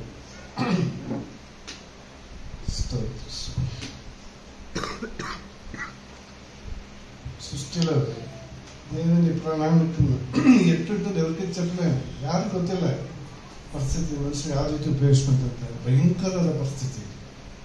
ನೀವು ಯಾವಾಗಲೂ ಕೇಳಿದ್ದೀರಾ ಈ ಸಾಕ್ಷಿ? ಇಲ್ಲಿ ಯಾರ ಬಾಯಲ್ಲಾದ್ರೂ ಕೇಳಿದ್ದೀರಾ? ನಾವು ಸುಮ್ಮನೆ ಓದ್ತಾ ಇದ್ದೀವಿ, ತಳ್ಳಲ್ಪಟ್ಟವರು, ಬಿಡಲ್ಪಟ್ಟವರು, ತೋಷೇಶನರು, విడిచినారు, తిరస్కరించినారు అని. ఆ తోషేసిన వద్దని రాయి మూలగలగా చేసింది అయ్యవ జీవితం అని చాలా గొప్ప కార్యం. దేవుని కోటి కోటి స్తోత్రం. అందుకే నువ్వు సమర్పించు పరిపూర్ణంగా. కీర్తన, మంచి కీర్తన దేవుడు మాకు కలిగించాడు. పరిపూర్ణంగా సమర్పించు, దేవుని కార్యాలు మనం చూస్తాం. రెండు మనసులో అంటే లేదండి. అంటే అటు ఉండాలా, లేకపోతే ఇటు ఉండాలి. నువ్వు ఎంత నీచుడైనా, ఎంత పనికిరాకుండా, ఎంత దౌర్భాగ్యుడైనా దేవునికి లెక్కలేదు. నువ్వు ఇప్పుడు నీ హృదయం నాకు ఇస్తావా? ఆయన ఉపయోగిస్తాడు, గొప్పగా ఉపయోగిస్తాడు. అందరూ సిగ్గుపడే తోట్లు ఉపయోగిస్తాడు. నీ శత్రువు ముందర నీకు మంచి మంచి విందులు తయారు చేస్తాడు. లోకంలో వెలుగుగా పెడతాడు. లోకమంతా చూసే కొండపైన వెలిగించే దీపంగా వెళ్తాడు. ఇది మన మధ్యలో ఉన్న సజీవమైన సాక్ష్యం అయితే, సజీవమైన సాక్ష్యం. దయచేసి ఇంటిని మనం మాట్లాడితే మన మనుషులు అనేదానికి యోగ్యలే కాదండి. ఇది నాకు అనిపించింది చెప్తాను. దయచేసి మా మాటలు ఏమన్నా క్షమించండి. అంటే మీరు బాగుపడి దేవుడికి దగ్గరగా దేవునికి వారసుదారుగా అవ్వాలని నేను చెప్తున్నాను. ఆయన ఎవరో మేమెవరో ఈరోజు ఈ సభకు వచ్చి మీ మధ్యలో ఇది చెప్పాలంటే ఆయన ఉద్దేశం ఎవరితో, ఆయన ప్రణాళిక ఎవరితో, ఆయనది కాదు, నాది కాదు. ఎంత జనం నశించి మీ హృదయాలు దేవుడు చూస్తున్నాడు. ఎంత జనం వీళ్ళు పరిపూర్ణ కూడా, ఎంత జనం పరిపూర్ణ లేక ఇంత వస్తారు పోతారు. దయచేసి అది గుండెల్లో కారే రక్తం అండి, నీళ్ళు కన్నీళ్ళు కాదు. భయంకరమైన సాక్షి. మనం అందరినీ ఏల్పెట్టి చూపిస్తాం. వీడు తప్పు చేసాం, వీడు అబద్ధం చెప్పాడు, మోసం చేసి దగ్గరకోరి వ్యభిచారి దొంగ. చూడండి సజీవమైన సాక్షి ఎట్లున్నాడు. ఆ కేసులు, ఆ పద్ధతుల, ఆ స్థితిగతుల, కుటుంబ పరిస్థితులు, వాతావరణం, నువ్వు ఎటువంటి ఏ స్థితిలో ఉన్నా ఇప్పుడు దేవుడి సేవలకు ఒప్పించాలంటే దేవుడు గొప్పగా తెలుసుకుంటాడు. అనగానే సజీవమైన సాక్షి. రేపేమైపోతుందో, రేపే దేవుడు మధ్యాకాశానికి వస్తాడో, లేకపోతే మనం ఉంటామో లేదా. ఈ రోజు వాళ్ళు చెప్పిన సాక్షి ఈ గోడలు సాక్షి చెప్తాడు. అంతే, గోడలు సాక్షి చెప్తాడు. మనమంతా లేకపోవచ్చు. ఈ జీవుని చెప్పిస్తాడు ఆయన. ఆ పైన సీసీ కెమెరాతో నువ్వు నేను ముందు చూస్తాం. ఇంత చెప్పినా ఇంత పనికిరా సృష్టికి లోకానికి జనం బేక్ లేకుండా వ్యక్తిని నేను గొప్పగా ఉపయోగిస్తే నీకేమైందే రేపు మనం అడుగుతాడు. ఈ సత్య సందేశం దేవుని సంకల్పం ఏమైనా రేపు మనం ఏమైతే దేవుని కోసం బతికినోడు సృష్టిలా ఎవడు అని కదిలేదు. అదే నీ టాలెంట్, నీ బుద్ధి, నీ ధనము, నీ జ్ఞానము, నీ గిలీడ్ వాళ్ళకి ఎంత నాలెడ్జ్ ఉంది చూడండి. వాళ్ళకి ఎంత నాలెడ్జ్ ఉంది చూడండి. అట్లీస్ట్ నేను ఒక గాడి బుక్స్ అయినా మాకు నాలెడ్జ్ లేదు, పై గొల్లపడినట్లు పడిపోతాను. యోచించండి, 4 వీలర్లో ఎంత హైయెస్ట్ కాస్ట్లో ఎక్కడ దొరుకుతుంది ఏమి అనేది ఎంత నాలెడ్జ్ ఉంది చూడండి. వాళ్ళని డిగ్రీలు చేసిందిలే, 10,000 చేసిందిలే, అధికారి కాదు. ఎక్కడి నుంచి వచ్చేది నాలెడ్జ్? అర్థమైన యేసుస్వామి కృపని ఆత్మ పరమేశ్వర జ్ఞానం, వివేక్ విశ్వం చెప్తాను. జ్ఞానం నీవు కమ్యూనిటీ ఎవకోబలు అడుగుతాడు కదా, ఆయన ఉంటే ఇట్లా నన్ను అడిగి నేను ఇస్తాను. చదువుకున్న వాళ్ళ మొదల్లో అజ్ఞానం చెప్పి చదువుకున్న మధ్యలో పెడతాను అంటాడు. జ్ఞానులు సిగ్గుపడేటట్టు జ్ఞానులు ఏర్పరచుకుంటాను. నా బిడ్డలు ఎంత గొప్ప దేవుడు అండి. ఆయన దగ్గరికి వచ్చాము, మనం దూరం ఉండకుండా ఆయన ఇంట్లోకి వచ్చే మార్పాటు అయ్యి జీవిస్తాం. దేవుడు మీ అందరినీ వాళ్ళు చెప్పే సందేశాన్ని వాళ్ళ జీవితాలు ఇంకా ముందు భవిష్యత్తు ఎట్లా పెగిస్తాడు తెల్ల ఆయనకి ఇంకా దేవుడు ఏం చెప్పాలో తెలియదు, అంత గొప్పగా ఉపయోగించే మనట్లా మళ్ళీ పెండ్లు తెరిపించే తొక్కిచ్చేయండి వేస్తున్నాము. మీరందరూ ప్రార్థించేయండి, ప్రార్థన చేసి దేవుని వాక్యం దాని పక్కన నడిచేకి ప్రయత్నం చేయండి. దేవుడు నన్ను నేను నడిపిస్తాను.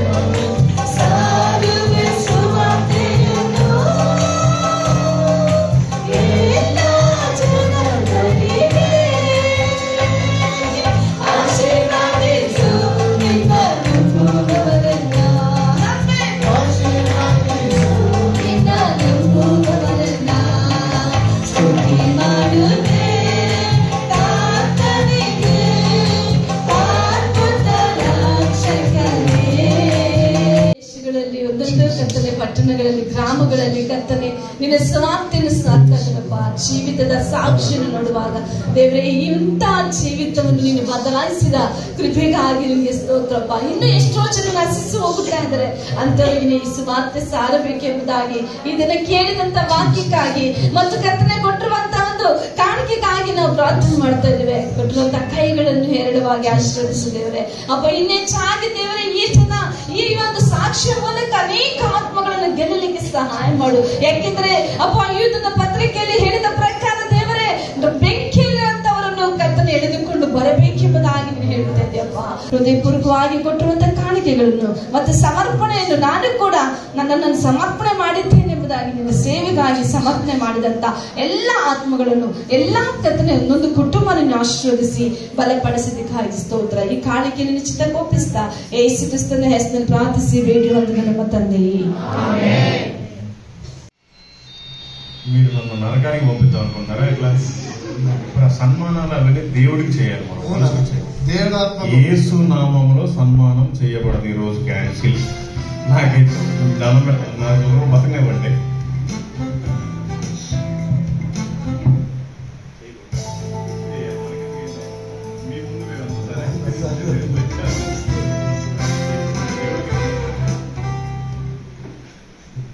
ఎంత సింపుల్ జీవితం చూడండి, ఎంత సింపుల్ జీవితం చూడండి.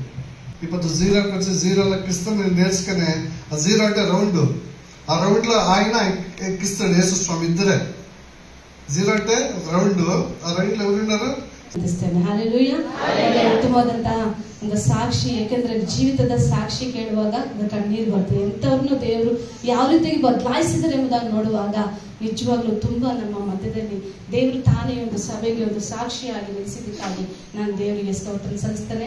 Price the Lord. ಎಲ್ಲರಿಗೂ ಕೂಡ హల్లెలూయా, హల్లెలూయా, హల్లెలూయా. కరిగిపోయే కాలములో తరిగిపోయే సంపదలు ఇవ్వలేవు ఆనందాన్ని. శాశ్వత కాలం శాశ్వతమైనది యేసయ్య ప్రేమ, అంతము కానిది ఆ దివ్య ప్రేమ. శాశ్వతమైనది యేసయ్య ప్రేమ, అంతము కానిది ఆ దివ్య ప్రేమ. కరిగిపోయే కాలములో తరిగిపోయే సంపదలు ఇవ్వలేవు ఆనందాన్ని.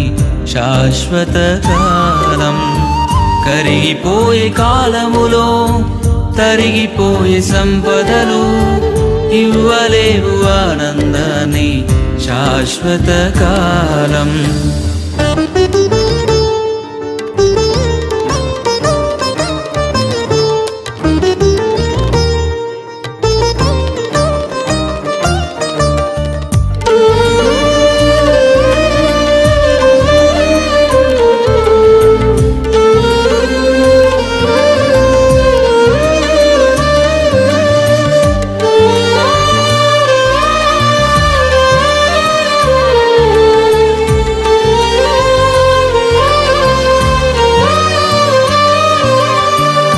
గొప్పగా బ్రతికిన వారే గూడు లేక మిగిలారా.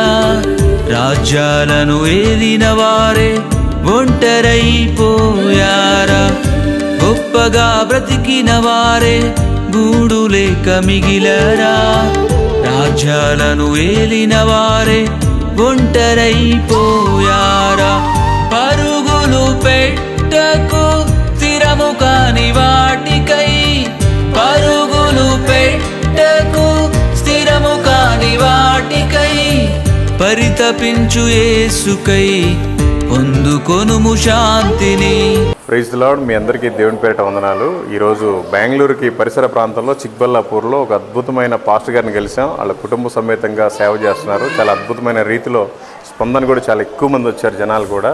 అయితే ఇక్కడ ఏంటంటే పాపం మనం బాగా కష్టపడి సువార్త చేస్తూ ఉంటామని పాస్టర్ గారు ప్రేమించి ఇదిగోండి మా కోసం పూలదండలు, ఇదిగోండి మా కోసం ఒక టోపీ, ఆ తర్వాత ఒక షాల్ చలి కప్పుకోవటానికి, ఇవన్నీ ఏంటంటే పాపం వాళ్ళు ప్రేమపూర్వకంగా దేవుని ప్రేమను ఈ విధంగా తెలియజేయడానికి ఇచ్చారు. కానీ ఇవన్నీ కూడా విశ్వాసులు వేసే కానుకలు. ఇవన్నీ కూడా కలిపితే మొత్తం కూడా ఒక 1000-1500 రూపాయలు అవుతాయి. ఈ 1500 పెట్టి 1500 పాంప్లెట్లు కానీ ప్రింట్ చేపిస్తే కనీసం ఒక 15 మంది అన్నా రక్షణలోనికి వచ్చి నిజమైన సత్యాన్ని తెలుసుకొని బాప్తిస్మం తీసుకొని ఆయన సాక్షిగా బ్రతుకుతారు. అందుకని ఇలాంటి పనులు, ఈ దండలు వేసుకోవటం వల్ల నాకేం పెద్ద సింహాసనం రాదు, ఇది పెట్టుకోవటం వల్ల ఇంకొక పెళ్ళేం అవ్వదు, ఇది కప్పుకోవటం వల్ల ఏదో నాకు పథకం రాదు, కానీ ఇలాంటివన్నీ కూడా క్రైస్తవులు అసలు చేయకూడదు. దేవుడికి మహిమ రావాలి, మనుషులు తగ్గించబడాలి, ఆయన నామాన్నే గొప్ప చేయాలి. అందుకని దయచేసి ఏ క్రైస్తవులు కూడా ఇలాంటి సేవకుల కోసం తీసుకురావద్దు. ఇది నా మనవి మాత్రమే. ఈ మీ పాస్టమ్ గారు వాళ్ళ కుటుంబం అంతా కూడా బాధపడి ఉంటారు. అయినా కూడా ఇది ఒకరు బాధపడేది కదా, అందరికీ తెలియాలని వీడియో చేస్తాను. Okay, thank you. Praise the Lord. మీ అందరికీ దేవుని పేరిట వందనాలు. ఈరోజు బెంగళూరు పరిసర ప్రాంతాల్లో చిక్బల్లాపూర్లో ఉన్నాము. ఒక అద్భుతమైన మందిరానికి వచ్చాము. పాస్టర్ వాసు గారు, ఈయన ఎక్కడో ఆంధ్ర ప్రాంతం అయినప్పటికీ వీళ్ళ పూర్వీకులంతా కూడా కర్ణాటకలో సెటిల్డ్ అయిపోయారు. ఆయన ఒక హిందూ నుంచి కన్వర్టెడ్ క్రిస్టియను అప్పుడెప్పుడో అయ్యారు. ఆ తర్వాత కుటుంబ సమేతంగా అద్భుతమైన సేవ చేస్తున్నారు. చాలామంది ఇక్కడ కర్ణాటక అంటేనే చాలామంది మూర్ఖులు, ఆర్ఎస్ఎస్, బీజేపీ, కాంగ్రెస్ కూడా అగెనిస్ట్గానే ఉంది. ఆయనను వీళ్ళందరి మధ్యలో, ఈ పోరాటాల మధ్యలో ఒక అద్భుతమైన సేవను చేస్తున్నారు. మీరంతా కూడా ఇంకా ఈ సేవ గురించి మీరు కూడా ప్రార్థన చేయండి. ఓకే, పాస్టర్ గారికి పెద్ద కుమారుడు, పెద్ద కోడలు, పాస్టర్ గారికి చిన్న కుమారుడు, చిన్న కోడలు, పాస్టర్ గారికి ఒకే ఒక పాప, ఇంకా మ్యారేజ్ అవ్వలేదు, అక్కడ ఉన్నారు పాస్టర్ అమ్మ గారు. సో అద్భుతమైన సాక్ష్యం. పాస్టర్ అమ్మ గారికి అంటే 6 సార్లు ఆపరేషన్ అయిందంట. అసలు చాలా భయంకరమైన టెస్ట్ మని. సో ఇంత అద్భుతమైన జీవితంలో కూడా దేవుని సువార్తను ఇంకా బహుబలంగా చేస్తున్నారు. అందుకని మీరంతా కూడా ఈ కుటుంబం కోసం, ఈ మందిరం కోసం ప్రార్థించండి. Thank you. Praise the lord. అందరికీ వందనాలమ్మా. సంగమనే మందలు ఓ మంచి కాపరి, సుఖమును విడచి కష్టముల కోర్చి, మందను పెంచి దీవించినావు. సంగమనే మందలు ఓ మంచి కాపరి, సుఖమును విడచి కష్టముల కోర్చి, మందను పెంచి దీవించినావు. గొప్పగా కాపరి, గాయములే తప్ప నీకు మిగిలిందేమిటి, గాయములే తప్ప నీకు మిగిలిందేమిటి. సంగమనే మందలు ఓ మంచి కాపరి, సుఖమును విడచి కష్టముల కోర్చి, మందను పెంచి దీవించినావు.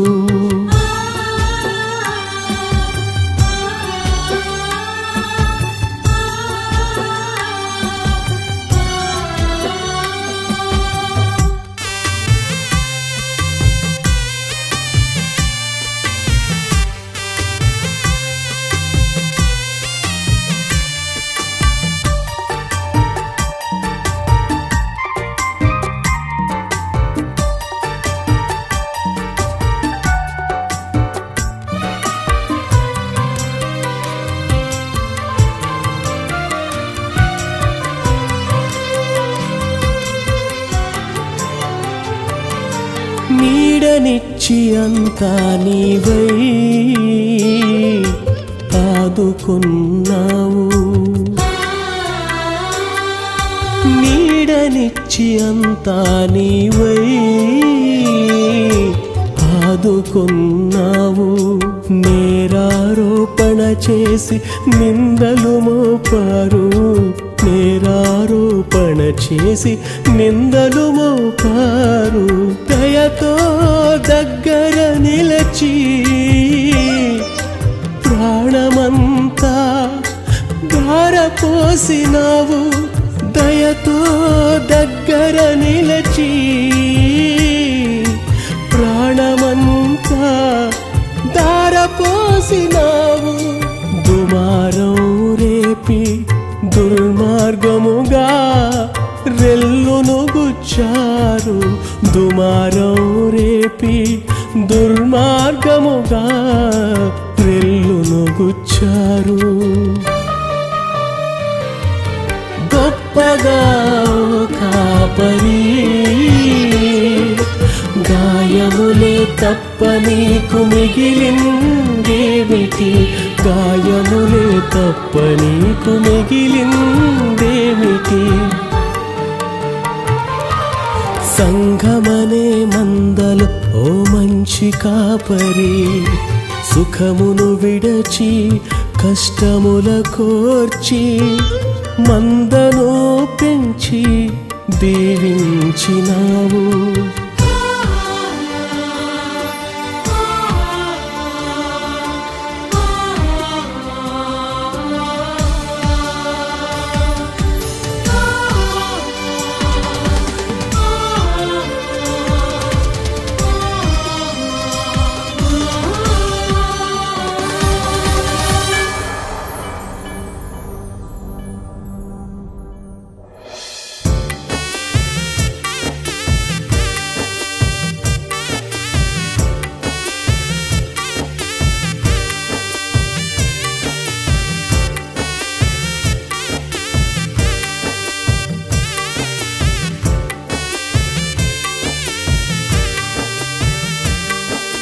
నీవు చూపిన కృపలపైన కొరడా చేరింది, నీవు చూపిన కృపలపైన కొరడా చేరింది. పెంచిన వాత్సల్యం నీపైనే ముళ్ళను పరిచింది, పెంచిన వాత్సల్యం నీపైనే ముళ్ళను పరిచింది. క్షమించమని నా సహనం పైనే చెళ్ళుమని పెంచింది, క్షమించమని నా సహనం పైనే చెళ్ళుమని పెంచింది. దయాదాక్షిణ్యం కొయ్య సిలువపై వ్రేలాడగొట్టింది, దయాదాక్షిణ్యమును కొయ్య సిలువపై వ్రేలాడగొట్టింది. సంఘమనే మందలు ఓ మంచి కాపరి, సుఖమును విడచి కష్టముల కోర్చి మందను పెంచి దీవించినావు. సంఘమనే మందలు ఓ మంచి కాపరి, సుఖమును విడచి కష్టముల కోర్చి మందను పెంచి దీవించినావు. గొప్పగా ఓ కాపరి, గాయములే తప్ప నీకు మిగిలిందేమిటి, గాయములే తప్ప నీకు మిగిలింది